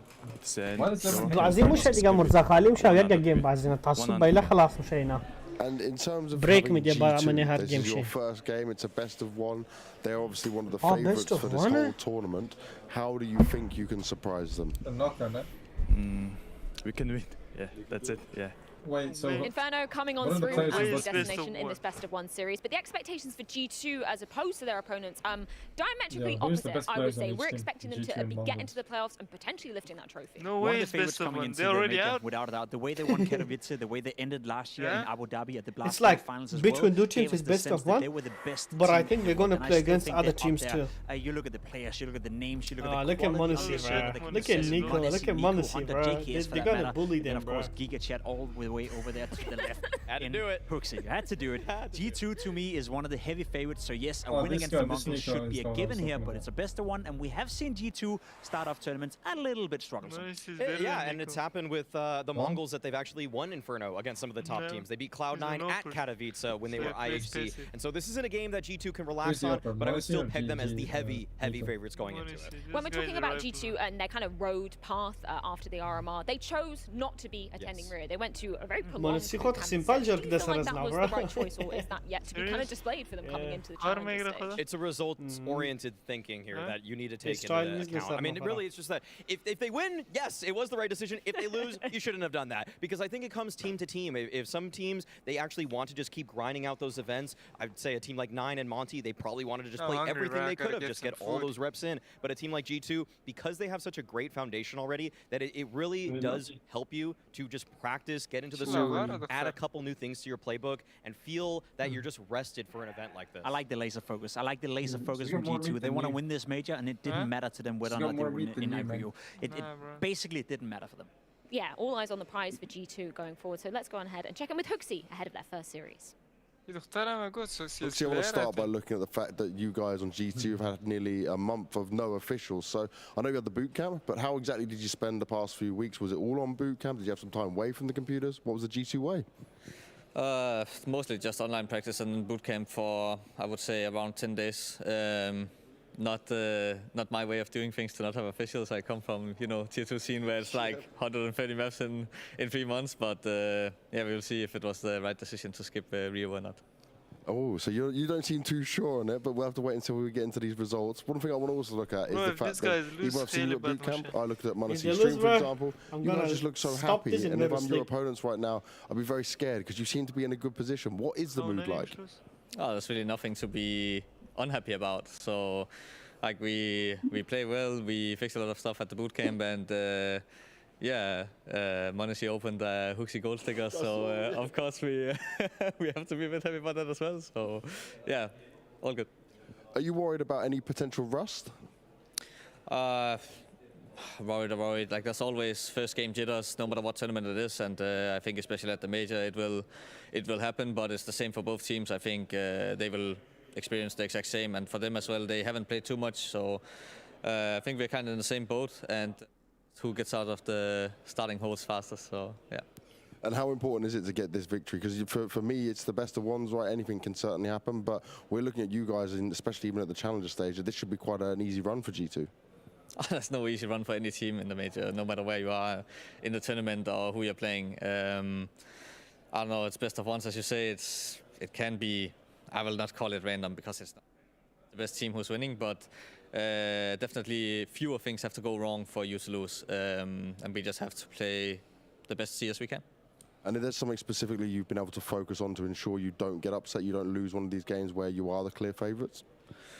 No, not really. Like, we just mostly focus on ourselves, on our own game, and try to fix all the mistakes that we can. And obviously, best of ones is better for the teams who has a smaller map pool. So if you have 4 really good maps, then you will always make sure to play a really good map for you. But it doesn't matter if you can't play the last 3. So yeah, I don't know. It's hard to prepare both for best of ones and best of 3s, but we have a 10-day boot camp before this, and I think we did what was necessary. Yeah, sounds like good vibes from the G2 camp all around coming out, particularly Monte. I mean, opening a gold sticker. That's your dream, right, Jacob? Must be nice. Must be nice. That must be the dream. Having Monte as a teammate for Hooksy is a great tool in that toolbox he has to work with. Obviously, we talk a lot about Nico, his ability to be an entry fragger, maybe the best rifler to ever touch Counter-Strike. At least there's an argument for that. But Monte coming in with the AWP, this is when he has to shine now. We speak about him being a player that can step up to the occasion. He's been good on LAN, he's been good at Katowice, he's been good in Cologne, but he hasn't played that many majors, right? They didn't make it to the Rio major, so that was a big disappointment. And the one before that in Antwerp, that was still early on in his career. So now he has a chance as well of stepping up on the biggest of the biggest stage and prove to us that he can be a difference maker at the majors. Yeah, of course, an inaugural opportunity as they enter Paris for the first time. Inferno going to be the first map up on the cards in this best of 1 series. Harry and Hugo, let's get the show underway. Yes, indeed, Freya. Very excited. Right. That's yeah. I think dim the lights. Get some mood lights. They got flashbang, bro. What should be a good mood, a good vibe in G2 versus the Mongols. Unicorn odds looking very solid for G2 as they should be, and with FaZe already defeating Demons and taking their opening BO1 against unarguably a more proven upset team than the Mongols. I think we all expect G2 to come through with a statement here. This is their major to win. This is Nico's trophy to take. Everyone's been saying, and I would struggle to disagree at this point. What are your odds for the Mongols actually doing something, putting up a fight here, getting a double-digit game? It's Infernal. He wouldn't be as big as he is putting now. up a fight and winning are two different things. Because if he plays in Navi, he's going to be in simple shadow, you know? But like, I think you'd be a fool to look at this where G2 are not. Like, if you wanted to put numbers on it, I would say like 95 to 5. Yeah, genuinely, nice. very, very kind of one-sided in my book. I'm surprised they got Inferno through. Like, I guess on the flip side, like G2 are going to be comfortable no matter what, right? And there's plenty of data for the Mongols on this map, but this is a map they've been picking into for the whole time they've been in Europe and playing these events back at Pro League. This was their go-to, and sure, the results aren't exactly screaming success, but it is at least their most comfortable map, and one that's done them very well. So it goes both ways. I'm sure G2 had a little look at the Mongols coming into this one today, but at the same time, G2 should be able to go by the old trope and play their own game and still win. G2 made a very cool content piece coming into this major where they kind of alluded to the idea of like, they pretty much said like, we're going to win this major. Yeah, well, that was the mindset coming in. One of the legendary runs all the way back at Krakow, if you remember, that was Doja and the boys. Where are you going with and Adren and all that. They made like a music video on the run up to that major, and then they won the whole thing. Sure. So say you're going to win it, and you will win it. That's the rule, and let's see if G2 can do right by their earlier claim. This should be a walk in the park. This should be the first bridge to cross in many to come for G2 as the Mongols look to do something some may call unthinkable, unforeseeable, and it's all an Inferno where G2 will take them on. Let's get into it then. But look at Mongols starting things off over on the T side. G2. They've employed the quad mid setup from the get-go. Nothing pacey to open up the pistol. You might hit this point when you don't get contact in top mid. After a while, you're going to start to see them creeping down towards the mid choke point, and then they're going to look to try and take it a little bit later. Wouldn't surprise me if that's the end goal on the back of hearing and seeing nothing here over in top middle. Contact is about to be made over on this B site. Yeah, Nico looking for a quick tap. And he can even smoke it if he gets a warning. Does he want to use it early or save it for later? Will be the latter. As Mongols creep all the way in, they are going very far indeed. The flash will set Nico off. He knows what's to come. They're flanking him as well through the ruins. Nico's boxed in. Can he take anyone with him? No. Bartek jumps around that corner and hits a smooth opener as G2 are left to retake down Banana. Keke holding the line. His Glock delivers a double. Monte now moving in, leading the charge. Hooksy right up behind him. Hooksy taps out one. Oh, Monte adds another. This is a 2v5 that could get out of hand. It's just Monte left. Oh, and they swing him together. Annihilation with the close as Blitz draws the attention away from Spawn. Yes, is that ring rust here for G2? These early rounds will answer our questions. Some great movement for Bartek there, but it has Tekka, I think, under a lot of pressure, under a lot of criticism. I guess criticism's the wrong word, but with big boots to fill in the departure of Score, who to me was the best player, if not top 2 on the Mongols. I think scrutiny is the word. Scrutiny, we're going to be keeping an eye on him extra so. I mean, he hasn't proven to be anywhere near as good as Score in the few events he's played. Sure, less experience on these big stages, younger player, but I think we need a lot from him if they were to ever make a run here. They are right now, I haven't looked at the numbers, but I would argue probably the most 0-3 team alongside Fluxo. Grayhound slightly dodging that, proving themselves over this very team back at the Asian RMR in Mongolia as well. Mongols, without a doubt, the most proven Asian team, defeated Rare Atom twice in that tournament in BO1 and BO3. Look at the fucking blue thing, you know? Right now we've got a force up for G2. Nico ready to receive. Off the ball. Flash in, but it's ugly for Monte. They spam him, they will go. I think they might just go anyway, right? This smoke is on a timer.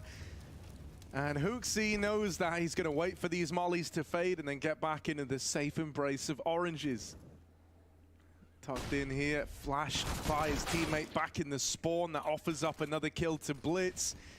And so the Mongols have got the round here. There isn't really a lot that G2 can expect to accomplish in this 2-on-5. The phrasing that we use for the Mongols, especially seeing them at Pro League where we got a lot of maps for them against EU teams, was they play more European-centric. They play pretty solid CS. They don't fall into the traps that Tyloo of old have when we've had the limited Asian representation playing at Tier 1 in Europe. And I do enjoy watching them on Inferno because we get kind of the epitome of that. There's a lot of groups of wolf packs, balls of death, working Banana together, going for nice trades, playing very tight, and less kind of crazy individuals. And they're just showing it already. You said something heading into this round. You said that you think Mongols are one of the, by your guess, one of the more 0-3 pick teams. Yeah, I think maybe I haven't looked at them. I think it's his second. I think it's I don't know. For my money, I think Mongols are going to win a game here at some point. Yeah, it's going to happen. Yeah, I didn't. Who are your 0-3? I did Fluxo. Okay, there you go. And they got 16-2, so I think I'm doing okay. I didn't pick Grayhound because they have looked improved, vastly improved in the last 3 months since Katowice. Almost made it out of groups at Pro League as well. Won domestically. Looked solid at the RMR. Mongols are right behind them. Right now, they're up in the lead, though. 2-0. G2 stacking B.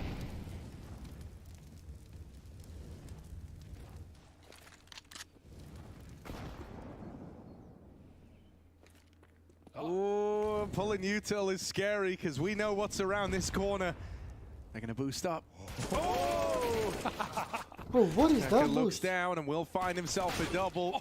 Up in the air as JKS deletes a man with the Mag-10. Easy close. But now they know they got HooXi. There we go. He's just Bro, what was Monte watching? He's still going. I thought I saw blood there. Big Chad mentality. Look at this. Yeah. Sticks to his guns, but they run him down. They deal with him. And so the Mongols, they find the pistol, they get the conversions on the back of it. And now we have this first buy round for G2. It's all on G2, isn't it? It's all on G2. I want to see a Banana take out the gate. G2 fine at playing these car setups and doing reflashes and doing double, triple setups. A car that's very common. They're not always taking Banana. But 3B is an expectation for the first gun round after 3 rounds in a row at Banana for Mongols. So G2 will answer the call. Want to see if Mongols metagame it and go up quick mid.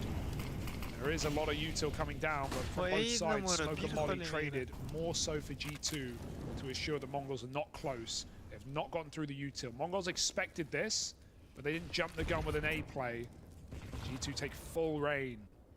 HooXi in the stirrups, down by logs. Mongols have apps. We've gone back to AAA.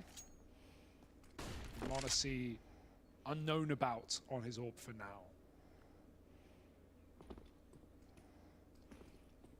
I think it's only a matter of time till they learn about this AWP. Ollie over towards short, and Monte tries to play away from it. Turn from any flashes as well. Oh, that's a beautiful shot. Bartak on the receiving end of a Monte flick. Never a nice feeling. Dead in the boiler, and now they've learned about that AWP. That might decide, where you look to end up.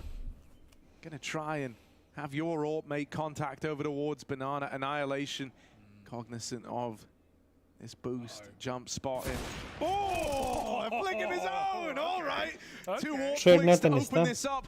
Annihilation is one of these AWPers as well who can find impact on the T side. Monte getting stuck in again over at short, and that's the bomb now. His M9 bayonet is the, like, Oceana, so that's the bluest M9 ever. Rotate starting to come through. Azteca's blind. I think that's a team flash, but he still holds on. 9 seconds. Down in the pit. JKS could win the round, but he lets them in. Can't deny it. Azteca finds more, and it's Mongols with player, bro. They're saying he's shit player. It to the final few seconds, down to the buzzer. He's literally and they steal it carrying away his team from right G2. Score who? Dude, Azteca is the real deal. That's unbelievable. He gets full blinded on the kill. Knife pull, thinks he's got it, goes over the top, finishes the job, covers the bar. That was a beautiful round for the Mongols. They should never win that. And JKFS whiffs the spray that wins the round. Oh, yeah. JKF'd up, man, down in the pit. Like, that one's going to hurt. Respect. You know, that was the round right there. Oh, my goodness. That was sickening from the Mongols. That's not even, yeah, sure. G2 could have won that round. They had ample opportunity. They had a couple of fights. They should have won, but Mongols capitalized on every miss. You picked MongolZ 03. You asked for this. In the wise words of Alistair, F your pick'ems. Damn. I don't think that's the quote. The Mongols are owning G2. Here we go. Yeah, I know. The apartments into the JKS 5-7, but it's only good for one. Monte in the site with the Deagle. One to the dome. He's so low on health, but he still gets out with a kill. Not for long. As the nades will find him. That's giving you a route into the A play now. Bomb can look to get planted here. Decided, man, how are they getting clipped? They might catch this timing on Blitz, and HooXi has. Let him turn. What did he want? I guess. He does deal with him. Guess what Now retrieved. HooXi is armed and dangerous over on shore, and one man's crept all the way up to the hay bales. The Mongols how have did no you know? idea What the that he's fuck? here. Actual Annihilation runs No, the how did risk you of know, just bro? getting backstabbed Nah, as he tries to play out on shore. Wait, what the fuck? Doesn't How did you check know? the Nice. cruise What a angle. bait, That's a bro. freebie from Hunter's CZ. Oh, I told you yesterday. Now bro. it's just Azteca, and he's run out. They double peek him from the short side. Oh, it looked So like G2 finally break in with the force. looked like they were going to clear Hunter there for a second, didn't it? But HooXi's jiggle completely sets them up. And yeah, I don't think he was going for the knife. I want to believe he wasn't, but that would be crazy. Important double setup for Hunter and HooXi, and HooXi plays that very well to get G2 on the board with a flank and a close. Is it good? A minute too spicy. G2 as they win that round and get on. Better late than never. Nice, bro. I like the pace change for the Mongols, right? Just going for a quick abs pop, even though it doesn't work out. Gets some very powerful positions. If Blitz doesn't get flanked and, you know, even pushes further or kills one of those mid rotators, that's suddenly a Mongols round, no doubt. G2 are here to play. Oh, Dragon Lord! Whoa! Who put out the Dragon Lord, man? How the Mongols have been playing Prac for the major on 100 ping against EU teams from home. And I say only 100, it's close to Yeah, we've played against these guys. We've played with them. Yeah. Oh, boost up. Lovely way to get Monte Zorp involved and bully and whittle down this double peek at top banana. Nico is stuck fighting, but Monte every step of the way is offering up resistance. Has he got any more? They're trying to bait him out with the AWP, giving him a jiggle, giving him a wiggle, and now the flash wrecks him through the molly. He's going to burn to death. Won't entice them through. Won't bring them into the action just yet. HooXi is the only line of defense here, but he's got teammates moving around. Gonna re-smoke, replenish that top banana util, and that keeps the Mongols out for now. Spray cool. Oh my god. Walk right on through, and HooXi, that's exactly what you wanted. Mongols, they can't do anything from now on, I'm telling you.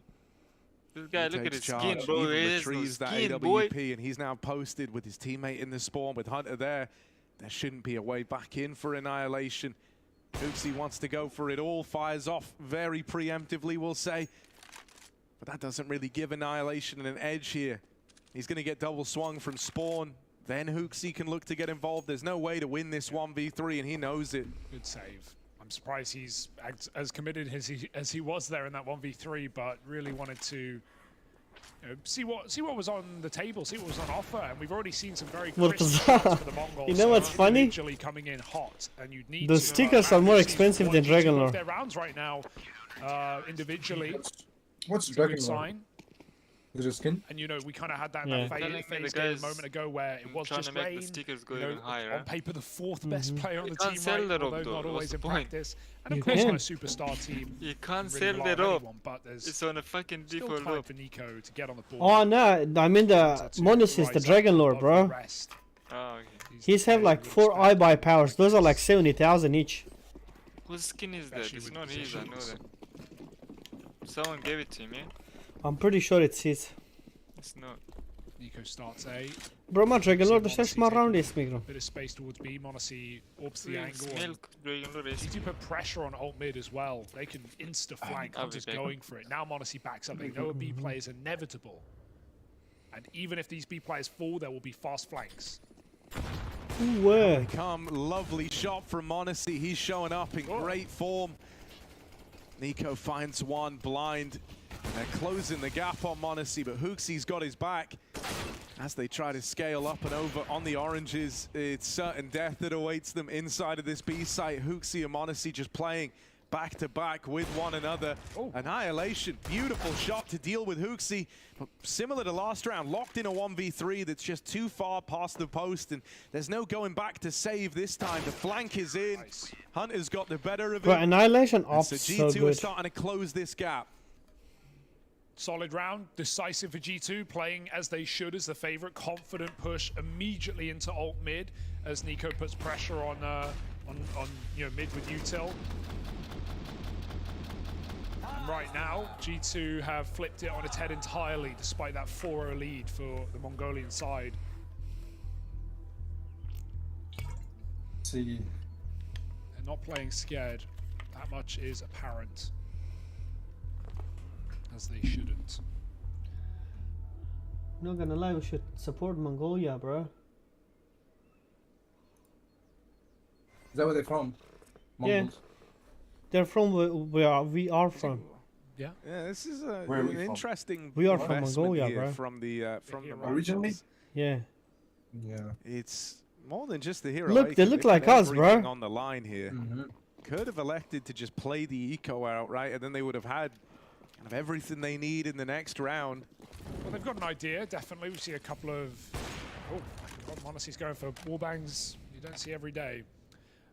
How nice is that AWP as well? Monte's AWP. Which one is it? Dragon Lore with the eye by power stickers. Oh, okay. Look at they're talking about the AWP. I think Annihilation had a Desert Hydra, I want to say. Pretty tasty. Azteca's at 150 ADR coming into round 8. Had some very impactful rounds, so funnily enough, not the guy I would have said coming into this game I want on the AK, but right now, with what he's given us, go on lad, show it. Oh, okay.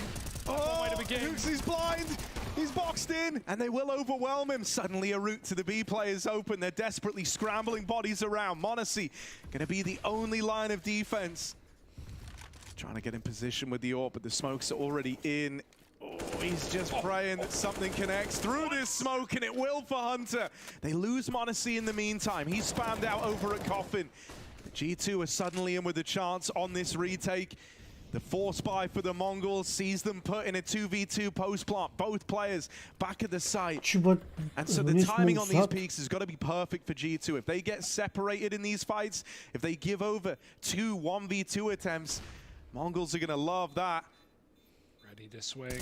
So they come from the spawn side. Blitz is fed to them, but back at the site is Bartak, and he's going to hold on. Nice. They're running at him, and even though they get the kill, there's no time. Surely it's going to be close. Yep. No. And it dawns on Hunter now, but too little, too late. He's dead to the bomb, and the Mongols do it with a force buy. That's sick. Bartak buys just enough time, positions very well behind the new boxes, covers for just another second, and even though Hunter hits that running shot, these opening pistol kills were everything. We know what 2 entry kills can do on a map like Inferno. On that boost. Hunter, yeah. And man, for Nico right now, I feel him. It's been hard. He's been getting cleared up at sandbags. He's been getting nades stacked. Then he gets hit by that 1D on a jump, just trying to set HooXi up. He's getting robbed right now of these rounds. Mongol's very competitive out of the gate. 5-3.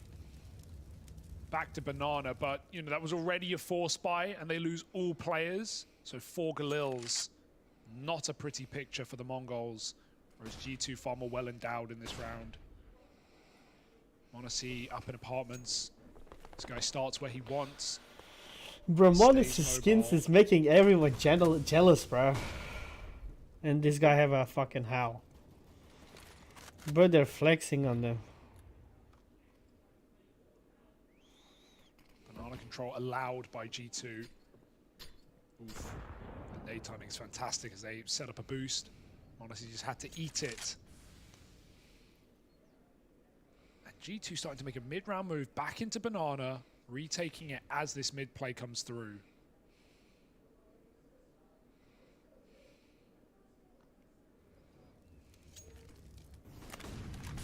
They move out, but into this boost up on top of short. JKS and Hunter make quick work of it. Trying to get out down into the pit is Bartak, but in doing so, he's left in the prying eyes of Monte. And going back up Banana, not the safety net you'd hope for, as there's two players still sat here for G2. Looking like a pretty convincing return to form from the G2 squad. They're even pushing down Banana, so Annihilation was on one hell of a timing there.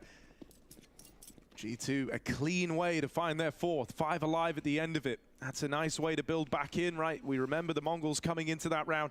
We're already kind of scraping the bottom of the barrel in terms of what they could bring out. Came into it with 4 Galils, for crying out loud, and G2, a 5 alive round. Just puts, you know, 1 round of difference between them and getting E-code, so... Yeah. And now a chance to build up even more money, right? As the Mongols only have a Deagle that they're going to have to juggle around. Yeah, still for a team that's shown good utility usage. Okay. What? He got 3. They just all lined up for him. Okay, well, it's a clean sweep here for G2. Finish him, Hunter. Through the smoke, why not? Give me 2K. No way. But for a team that has shown good utility usage, I mean, that was that mid take in the previous round was pretty lackluster. Did not flash JKS off, did not, push anyone out of position. So gonna need to see better XX for the Mongols. Third play was in the pits, right? Yeah. Emi, in bot Nadra, what the fuck? Take that. Huh? In bot Here Nadra, we go. man? 5-5. Yeah, Good beginning from the Mongols, but will G2 start to steamroll out of control now? I have nothing. Stop cheating. Look. Like, he kills these 2 people, yeah? And then his third, like, the last did not flash JKS off, did not look.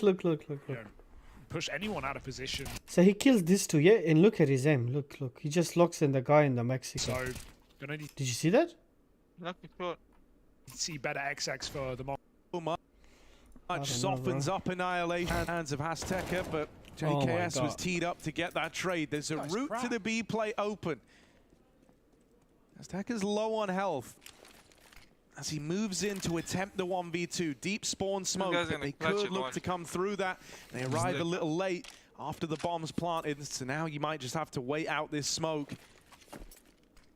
Full belt util on both players, so they really get to nullify a lot of these angles here as they move in for the retake. Azteca goes swinging, and he might be low on health, but he brought us down at the 1v1. Monte out of the picture now. JKS has got to do it. Has got to be that man. He knows where Azteca is.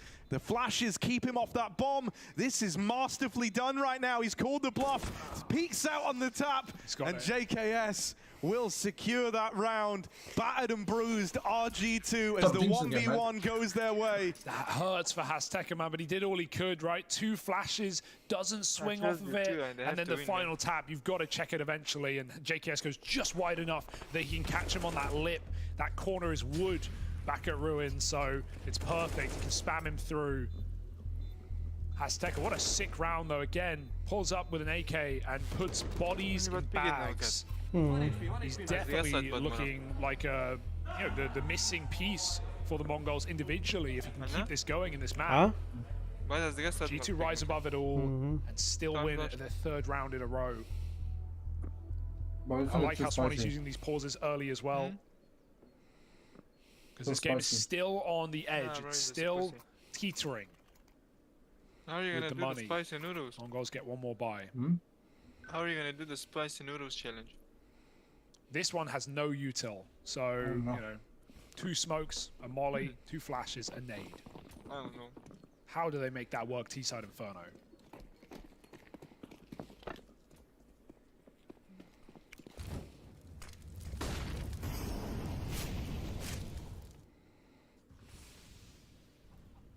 There's a triple B lean for G2 out of the gate in this round. m0NESY's there supporting with the AWP. And they're starting to take... Yeah, I was wondering, I'm like, where? It's A. They know it's A. Hoogsy's got full banana. The issue is the flash is in apartments, so it's going to be a chimney flash if they throw it. That probably won't do too much. JKS doesn't have a gun. I think that's what they were looking for. He only has a USP here. No way. Oh, this is weird now. A lot weirder than it needed to be. His teammate is nearly dead, but you also don't want to get caught lowing the gun across. JKS and Hunter are both spammed out. And this gets real awkward now. This is a couple of unforced errors in this round that have come back to really hurt G2. And now you're in a position where you have to save, you know, you might be here, like right on the edge of being able to retake, but if nothing's offered to you, you're just saving. And so that one's going to hurt. Go check spawn, Hugo. Is there a gun? So he just forgot to buy, fully just forgot.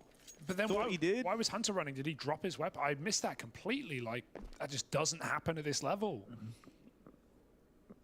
No weapon? I mean, he got spammed out ultimately, so not the end of the world. Yeah, but you know, it affects everything. It affects like the angles he's trying to play. I doubt JKS would have ended up on top of the cold box if he didn't realize midway through the round, like, wait, I don't have a primary. I gotta eat cucumbers and milk. Yeah, if there was a gun, J-Raz would have found just it. to cope with the spike. Almost certainly I gotta wasn't eat in the cucumbers and round. milk That just is to cope with the super spike. awkward for G2. What kind of mistake is that? It's so wild because, like, think about like what that did. He forgot to buy a gun. Across the entire round was like they had the info, it wasn't banana. He had like G2 7K. triple took banana, but they didn't have bodies in place over towards A because Hunter was just moving out at that point in time. I'm guessing to go check over towards spawn and see if there was a gun there, drop his M4 over, and then it's like it dawned on them, you know, as the rest of G2 are saying, like, guys, it's A, like you're the one guy with the rifle, you have to come back, and so they both kind of get caught in weird positions in the site. Hunter's got the rifle, he's 10 health. I mean, that's a, you know what that is? Well, I think that's a tilt round. G2 need to keep their head screwed on right now because that's one you just have to brush off quickly and go next because that is a huge mistake. 6-6. Yeah, you know, I think it'll be one of these things where you can laugh it off if you go on to find success now, but if this becomes like how you let the Mongols back in, I think that's where it starts to weigh on you a little bit more. Right? If you immediately find success here, suddenly you're laughing and you're going, oh, well, you know, when I actually buy a gun, the game's a lot easier, ha ha ha, and everyone's having a good time. Util has been incredible in this T side. We've seen some really big nades for the Mongols. Gets dunked up top mid for G2. Nico, or top B, Nico again. Well, wallah, bro, like, it's like the important rounds, you know? Fast up long, nothing to do. Then he's like Hunter's being wrapped. His turn. Last second he does, but the flash is good. Only allows for one and done. JKS needs this multi now. He's the last line of defense, and Hasteka cuts out rotations. JKS cannot convert, and that is the sight. No, where they was that? Do you risk it all on a 2-on-3? Many teams would say no. You're saving? And G2 are many teams. Sadly, the right call. They've not got the money. You'd think they'd have more money, right? They saved all that money by not buying an M4. Money? Yeah. $10 outclashed it. Oh, dude, no, this is, you know, this is kind of teetering on the edge of worst case scenario because that previous round happens with like the weird buy situation. You come into this one and you're like, don't worry, it's all good. Like, you know, we'll bounce back. And now you've lost this round. Your money is right on the edge. The Mongols are starting to run away with the T side. Suddenly, you know, them winning out the half is more than realistic. If they win this next rifle round, the Mongols are looking down at a 9-6 scoreline fairly comfortably. So, you know, That one weird round has kind of spiraled now, and it's become a far bigger problem, a far greater problem for G2. They can still come together, they can still get ahead of it and beat this problem, but if the Mongols go on to win out the half, you know, I think that's where your mental hurts a lot more, right? Knowing how different it could have been. They have 2 rounds left, bro. Yeah, this is a scary BO1 right now. I think Inferno was already scary because while G2 should beat, you know, this team on Inferno without a doubt, it's, you know, you're still willingly playing into your opponent's favorite map, even if it's not necessarily the best map. but it's the most tested map against EU teams. Oh, look at this play. NiKo not ready, not for a moment. Azteca goes right through that smoke. There is a kill to keep things in a 4-on-4. That bomb needs to be retrieved. Mongols can't commit just yet. If they do, they'll be lacking the package, but they put on so much pressure on this B site, and Azteca's gonna keep going. Hoopsie through the smoke, tries to be the hero, but it's only one and done. Techno flashing his way through, dodges the spam, and Mongols much pressure on this B site, and Azteca's gonna keep going. Hoopsie through the smoke, tries to be the hero, but it's only one and done. Techno flash. Oh, and the plant's up on the ledge, so they get out with their lives intact in the 3-on-3. This is the kill.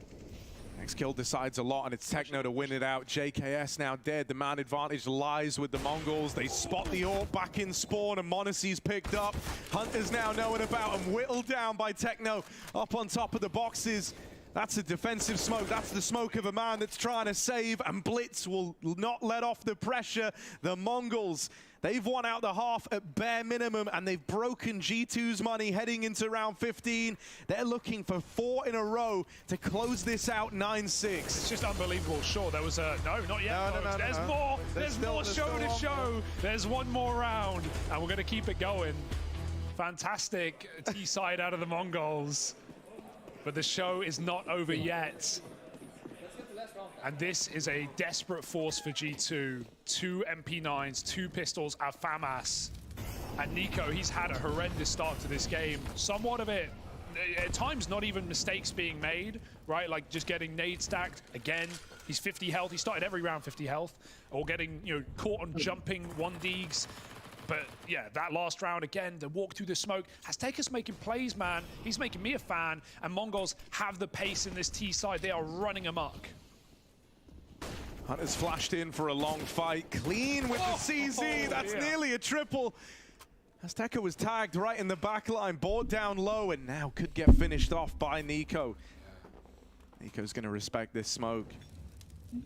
That's given Azteca a little more room to move in. The Mongols win this round. Pressure on from long in the site. JKS falls first, and there's the backstab. The timing, NiKo arriving just a couple of seconds too late here, and a 2v3 for G2. Wounded on NiKo, tagged up by the nades earlier on.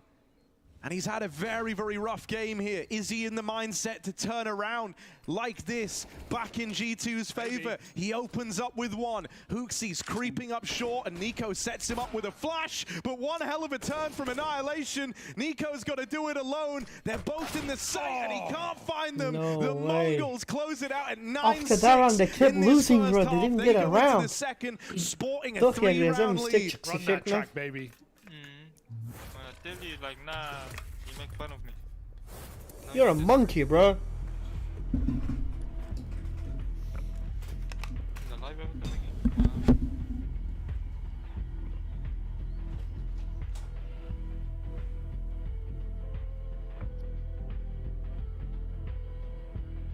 how can you say that to me?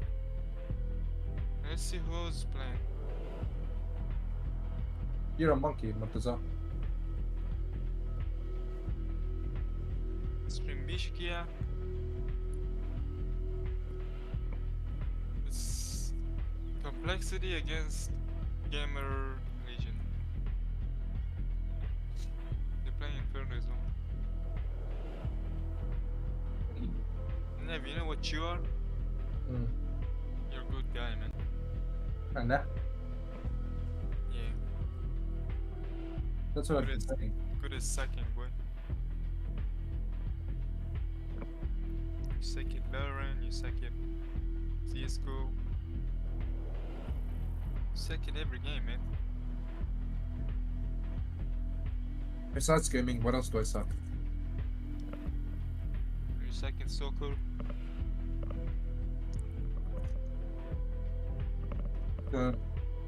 Remember him? You want to keep going? I think I'm good. You sure? Yeah, you said more. No, man, you said no. I'm still recovering from the other ones. That's enough for today, Vicky. I'll come back tomorrow if I recover, Vicky. Yeah.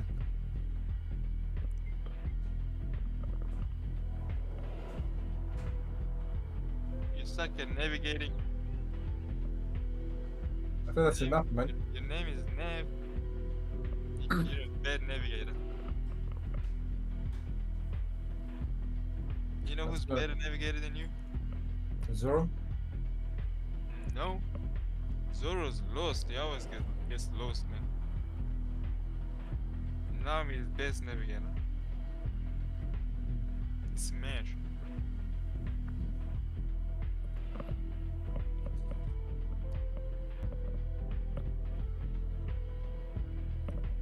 Do you like Luffy or Zoro? Be honest. Luffy. Yeah, both. Nah, you gotta choose one.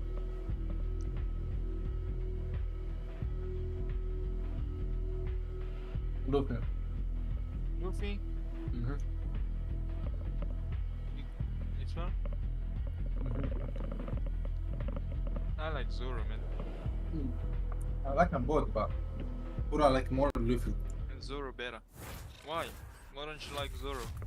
I never said I don't like Zoro. With a 9-round T side for the Mongols, the question never remains: said I can don't like G2 Zoro. bite off more than they can G2? Like Zoro. And Inferno like Zoro. clearly looking to be a problem piece right now. The one map Mm-hmm. the Mongols love, the one map the Mongols have proven themselves on is Inferno. And sure, well, that's given data for G2 to analyze. You can't analyze Mm-hmm. a game like this from Azteca. Monstrous T-half from the latest edition for the Mongols here at his first major, performing lights out.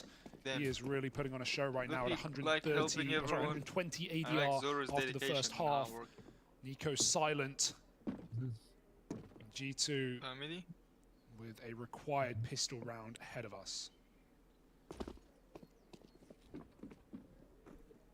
Yeah, G2 are going to need Nico to come alive here, right? That would make everything so much easier for this G2 squad. You know, he's still been involved in other ways. Nico's good at that, like finding ways to still have impact. He's got the most flashes on his team, the highest UD. So he's still been carrying a bit of impact here. But you want frags out of Nico. That's why he's in the squad. He's not a support, man. He's not setting you up. He's meant to be the one going for the glory. And so expect to see something from him over towards Banana. I know he didn't fare well here in the first half, but this is usually where he looks to do his best work. Yeah. If he gets his kill, he'll draw his team back. They can go for a B hit, but he's been smoked out. Oh my god, Blitz, does he think this is B? He's on a big flank right now. Hunter's holding on. Blitz forces that kill. Is weird. They're still ahead of it, but Bartek's got the spot, and there's a man in the sight. Yeah, you know you've kind of forced them for the A play when they come out the apartments like that. Mopped up Annihilation is clean with the USP. And so now it is just Nico in the clutch. 1v3, all eyes on him.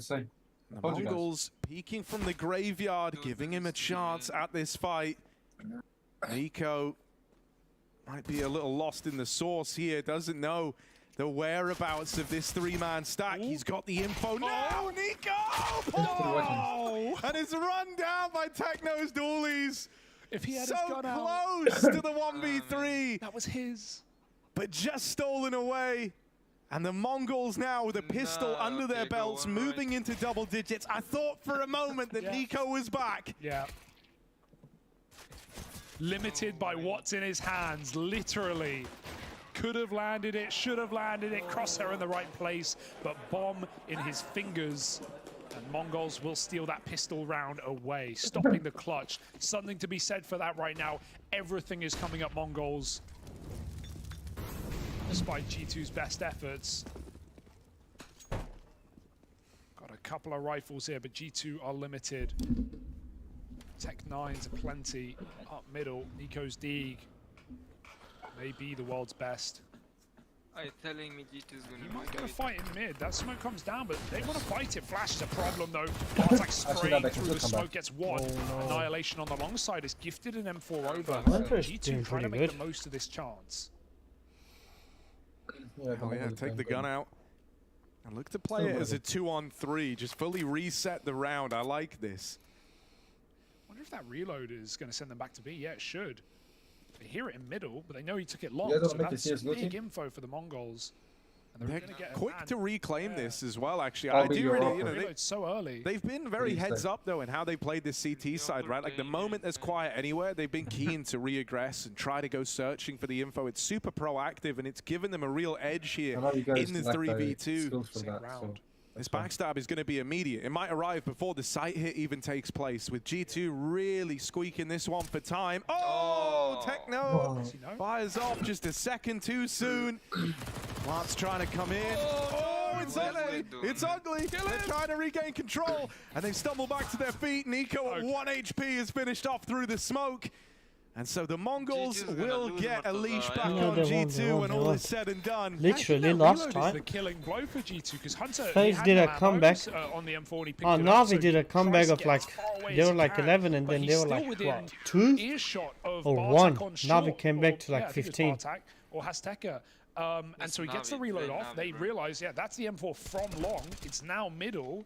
And we've got 3A. Sure, that rotate was going to come through inevitably, but what it does allow is the re-aggro in middle for Mongols, which gives them a quick flank, which wins them the round. So that's a curious mistake for G2. Let's see what this is 11-6. And a buy-in for G2, despite losing their previous force. They made it close, they get a plant.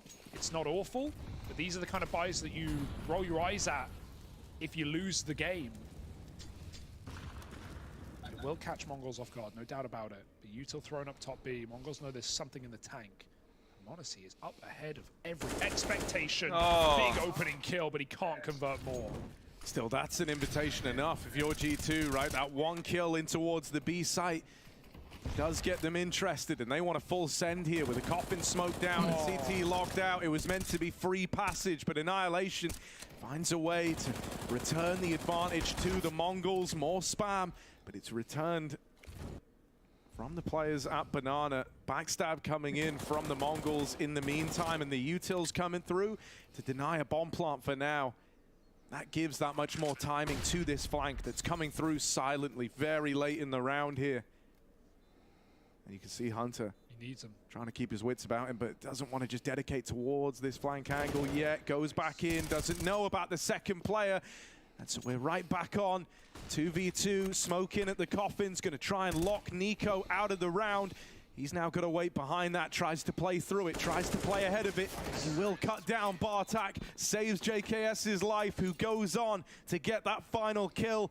And G2 on their force buy, break back in with their first T-side round. Yeah, finally a round. It feels like Nico can say, I did something, or I had impact, I've won something for my team. He gets the plant in, gets 2 kills in the post, makes a very risky play through a smoke to give JKS room. And now G2 trying to hype themselves back up and get into this map. Because this has been a very quiet beginning for arguably the world's best. That rust. And I mean, that was interesting to even hear HooXi. Well, we'll hold this off, because G2 are up B very quickly. Hey Zora, what would you do? Let's say we have a team, yeah? There's not a lot to play with and for then Mongols, right? It's Back-to-back force buys came at a cost. Let's say it's 14-13. Yep. And G2 got all our exactly teammates are dead, and it's only me with a deagle, and it's 1v5, and I ace it. Now they're stuck on 2 M4s and 3 pistols. I'll give you a kiss in the spot. Double app setup as well, just playing back to back. Now this is going to work beautifully if they win the fight onto JKS. That's where this really gets profitable, but it's a big if, and it doesn't look good out of the gate. Second man is now meant to be here to win this, and he will. Blitz's Deagle rings out. Oh, they're already down long, and that comes as a surprise to Annihilation, who's caught on a bit of an island there. They're ready for the apps re-swing. And so Blitz only gets one and done in the apartments. That's the save secured now for the Mongols, and G2 starting to pick up a bit of steam. What I was going to say, it's interesting hearing HooXi seemingly talk down on the idea that G2 had to skip Rio, which from my perspective, I think from many others, looked like a good idea for G2 to go back. Everyone's talking about the schedule, about being overworked and playing all these events, and a lot of travel as well. Some teams flew to Rio and exited within 24 hours. And FaZe got grouped as well. It seemed like a good idea, but obviously as someone self-proclaimed grinder who has been in ex-Copenhagen Flames and played all these intense schedules, especially online, It seemed like he wasn't for the idea, but yeah, the question of Rust was presented by Banks, and there's definitely been some in this map. There's no doubt about it. But G2 looking to shake it off, scrape it off, and try and pull a late game comeback on the T side. And this has been something that has been more of an issue for Asian teams in the past when they come to Europe is, you know, even despite a good start, maintaining it on the CT side up against some of the world's best teams who get to dictate the flow. That has been where teams like Tyloo have struggled, and the Mongols in more recent times. I mean, even if you look at the numbers on Inferno, their T to CT is 57% T on this map. And sure, it is a map that's definitely got more T-sided, but it doesn't scream faith. What it does scream is the potential for G2 to come back into this game. Oh, they hold the shot on the boost, but as they reassemble it, it's into Nico's crosshair. Now, he isn't able to find the man under the boost, and he's still walking into like a layered setup here. That is a USP doming Nico. They barrel through the smoke, and now they get the info that B's clear. The footsteps heard by Azteca over in top mid. If he could have knocked one player out of the round before falling, I think you would have seen the Mongols try to give this round a go. The fact that he dies immediately might make them just taper off. Look to save these guns that they've worked for. That nade damage really makes it so, right? Like any idea that they were going to try and contest this round is out the window when Blitz gets brought down to 30. And so G2 now 2 rounds away from tying this game up. They've kind of gone through the easier couple of rounds here. The real challenge is coming up next. Yeah, no, fair play. That's how you should do it. Get your info out and then mold. That's how you should do it. We saw the fight from Artak's POV. It was kind of wild. So, yeah, fair play that one gets under your skin a bit. Nico still with his head strapped on though. Ooh, oh no. Oh, that's unlucky, we'll call it. Big kill for Hooksy on the exit, gets rid of one of the 2 saved guns. It's still a buy for the Mongols though. And Annihilation can... Yeah, he can get the AWP, but it would have been nicer, you know, if he survives at the end, he drops the gun over someone else, then is like a real full belty util with the kit and everything, and like him being on the AWP with only a smoke isn't as big of a deal. Now, like, you are a lot more restricted here, right? You've only got, what, 2-3 players with full util. I know that's still a good bit, but like, this is such a util-dominated map, right? So, yeah, it hurts a little more, and I think notably, you're going to be weighing up like util versus kit on some of these guys as well. So it looks like Blitz is going to be the only player with a defuse kit here for the Mongols. Just ends up being that tiny bit more expensive right at the end. Monte's also donning his AWP on the other side. Guess, Navid. The one reassurance I think for this game is how much is AW? Kind of like Rain in that phase how map. Much is Hunter's been Sniper solid the whole way through. He's been the Guess rock for G2 across both halves. 30K? He's 5-0 in opening duels. Yeah, Blitz wants to fight here.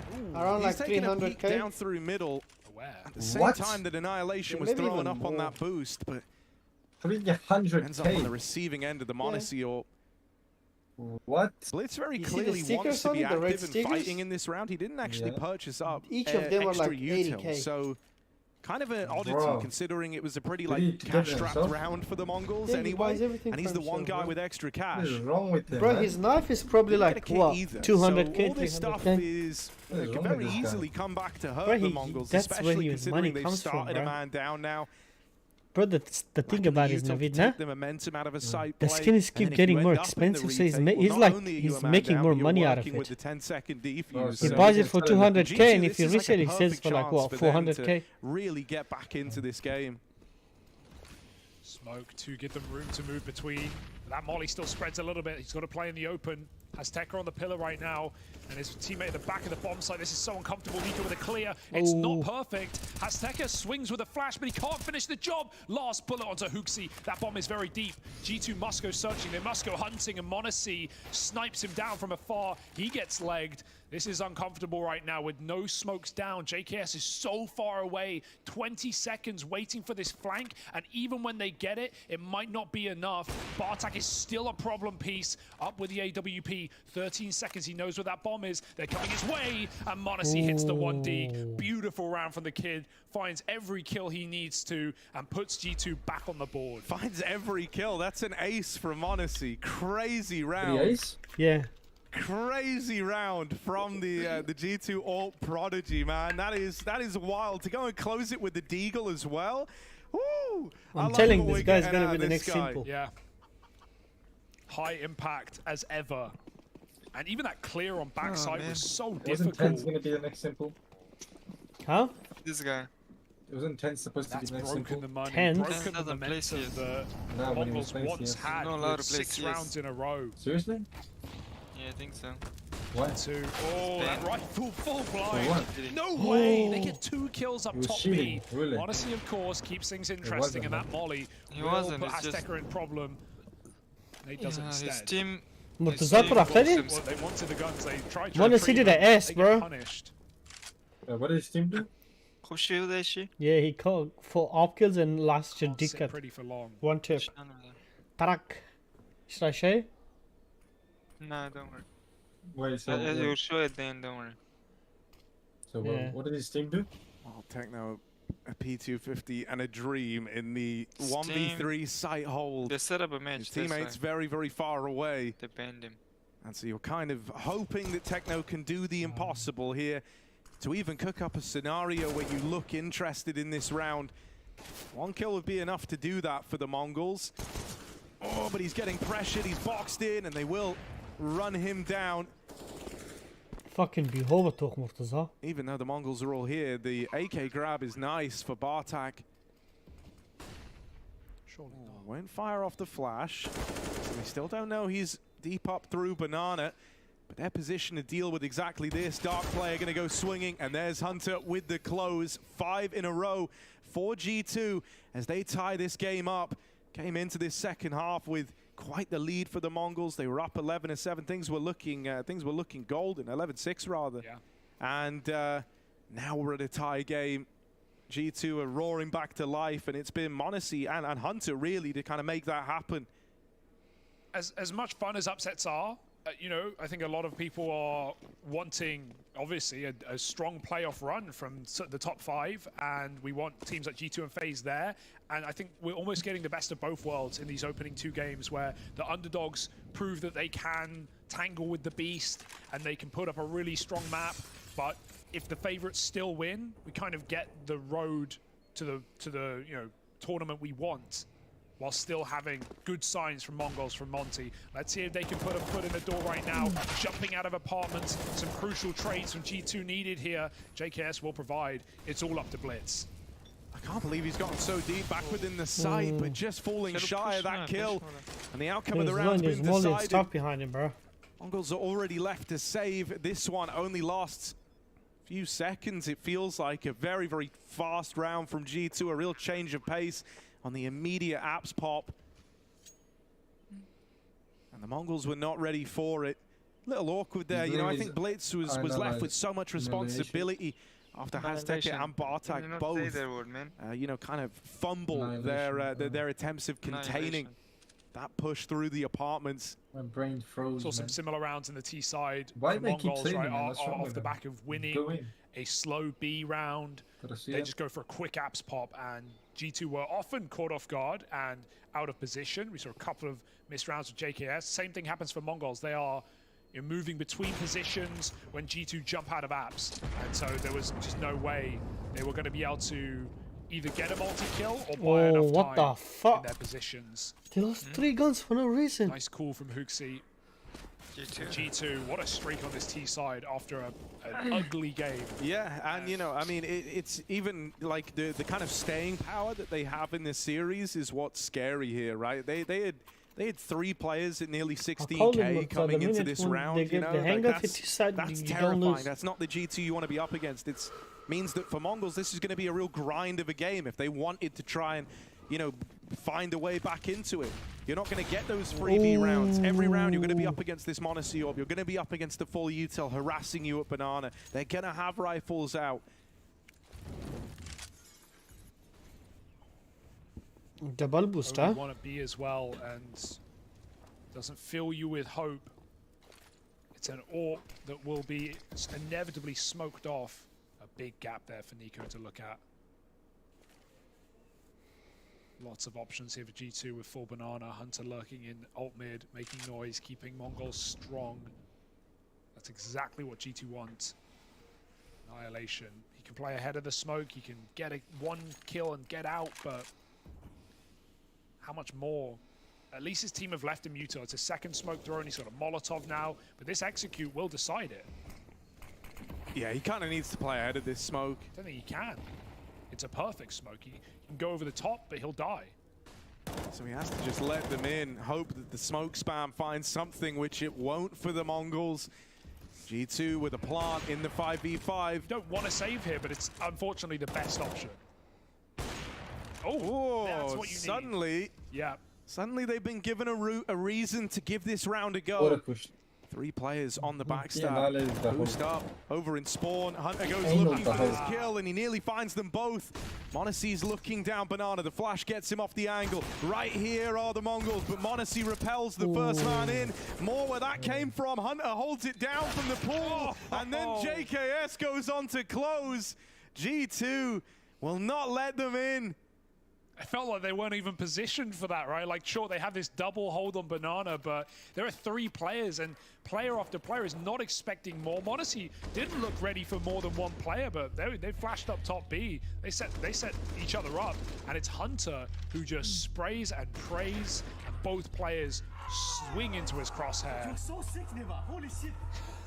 Get him again. Big round for G2 again in a 5-on-5 post plant on B. Despite that opener for Annihilation with the AWP. It does not save MongolZ Bacon. Alright guys, what do you guys want to play, man? I'm gonna go to sleep after this, bro. Maybe that inevitable result that we expected is upon us. 7 straight rounds for G2 on this T half ever since they had their first rifle. MongolZ gonna win this round.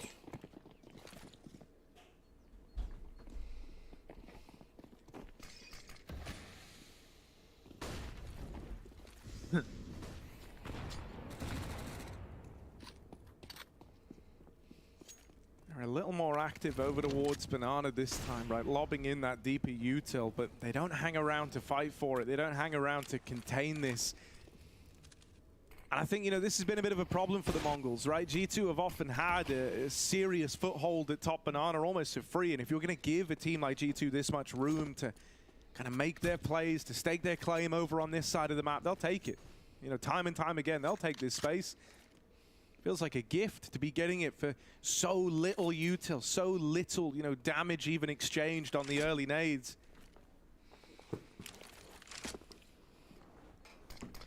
MongolZ are having to play very reactive Counter-Strike, right? They don't know what's happening till the exec is coming their way, and that's a scary way to play the game, especially when they're not really employing these gambles a hell of a lot, right? It's pretty standard 3-2 split. So now they learn it's the B play. So much is weighted on these first few fights, and at least Aztec is going to start it off nicely for the MongolZ up on this boost. Tries to take it one step further. NiKo moves in and will get taken out. JKS and Hunter trade it back into the 3-on-3, and they look to punish this AWP on the swing. Hunter is channeled in right now, laser focused on completing this comeback, on turning the game around. And they now stand about to find 14, breaking the MongolZ money as we get into the final few rounds of this game, unless this retake can come through. Missed Molly as well. It's perfect, but it's not on JKS, who could have been burnt out. 20 health, and the flank is coming through for Monte. Lines that shot up, sets JKS up for one more, and he's buying just enough time to win this round for G2. 14 now, and it is in the palm of their hand. They just have to close their clasp. G2 with a phenomenal T half. Azteca, what a cheeky boy. He gets a kill off the boost. He pulls back so that G2 won't see him. They expect him to drop off. He somehow gets a double, and then he doesn't drop. That's an unbelievable play to try and make. And G2 punish him for it. He has still been the hero of this map for the MongolZ. That cannot be forgotten about. 24 and 19 on the latest edition.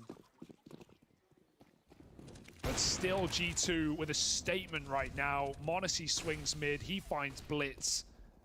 And it's starting to unravel here in round 26.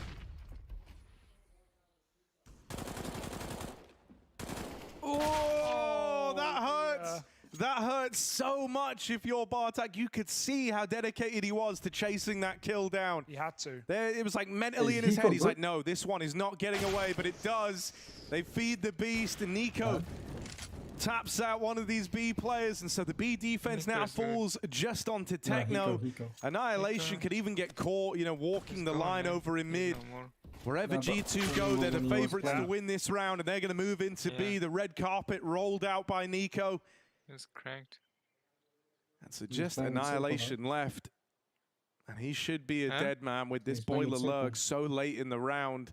With players still in mid trying to hunt him. G2 really want to try and deny anything being saved from the Mongols. And so they're all hunting this. They've got 3 players moving in towards him. And they deal with him cleanly. This is very reassuring from G2, right? In spite of Nico having a pretty bad game as far as it goes, having a pretty rough go at it, you know, still having ways, like we were saying, of, you know, finding some impact with good util, but not giving the numbers that you associate with this guy.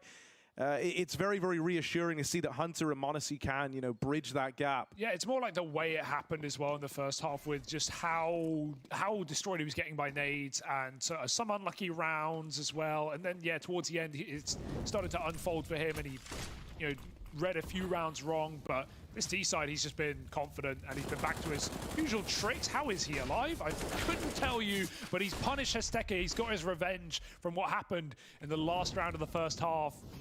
Nico throws it right back in his face. And really, that's all that matters. That's the good part about a game like this. Even if Nico goes a little quiet, it's the good part about a game like this. Even if Nico goes a little quiet, honestly, with an KS returning to form. And so reassuring is the word you use. There is no better one, as G2 are ready to close this game. Oh, and that's how it's going to unravel with Bartek dead down in the pit. This one is a done deal now. G2, they're being very methodical at clearing all these angles, but they've already owned the site. They've already won this round with the backstab coming in up through mid. It will be accounted for by G2. They've gone out, they've explored the extremities of this A site. They've not seen anything. And so Monte, it's like that first half all over again, right? He's just AWPing down into the choke point and middle. That's a real sign of the times play. Just barreling through the Molotov to certain death. And Blitz, 1v3, not long for this world. He's living on borrowed time here, and he knows it. G2 swing him together, and they pull this one over the line. It is a lovely looking G2 win as they turn it around from 11-6 down. They don't let them get a single round past that point and close it 16-11. 10 T rifle rounds in a row for G2, and that is fantastic look after how well the Mongols started. Definitely a team to avoid in the 0-3 picks right now. This looks like a squad who can compete against some more European opposition with double digits against the world's best. So for the Mongols, I have my eyes on them for the rest of the challenger stage. But for the desk, I ask, are you not reassured? Well, after the Mongols started on fire, G2 finally found the keys to that fire truck and absolutely doused the flames of their opposition. We're talking about 9 rounds in a row to be closing this one out. We're talking about a comeback from 11-6 deficit. That's what we wanted to see from G2. So I would say to Hugo, yeah, I'm reassured with what we saw in the second half. But again, we're talking about there's kind of slow starts from G2, which we were worried about, but they did close it out in the end. G2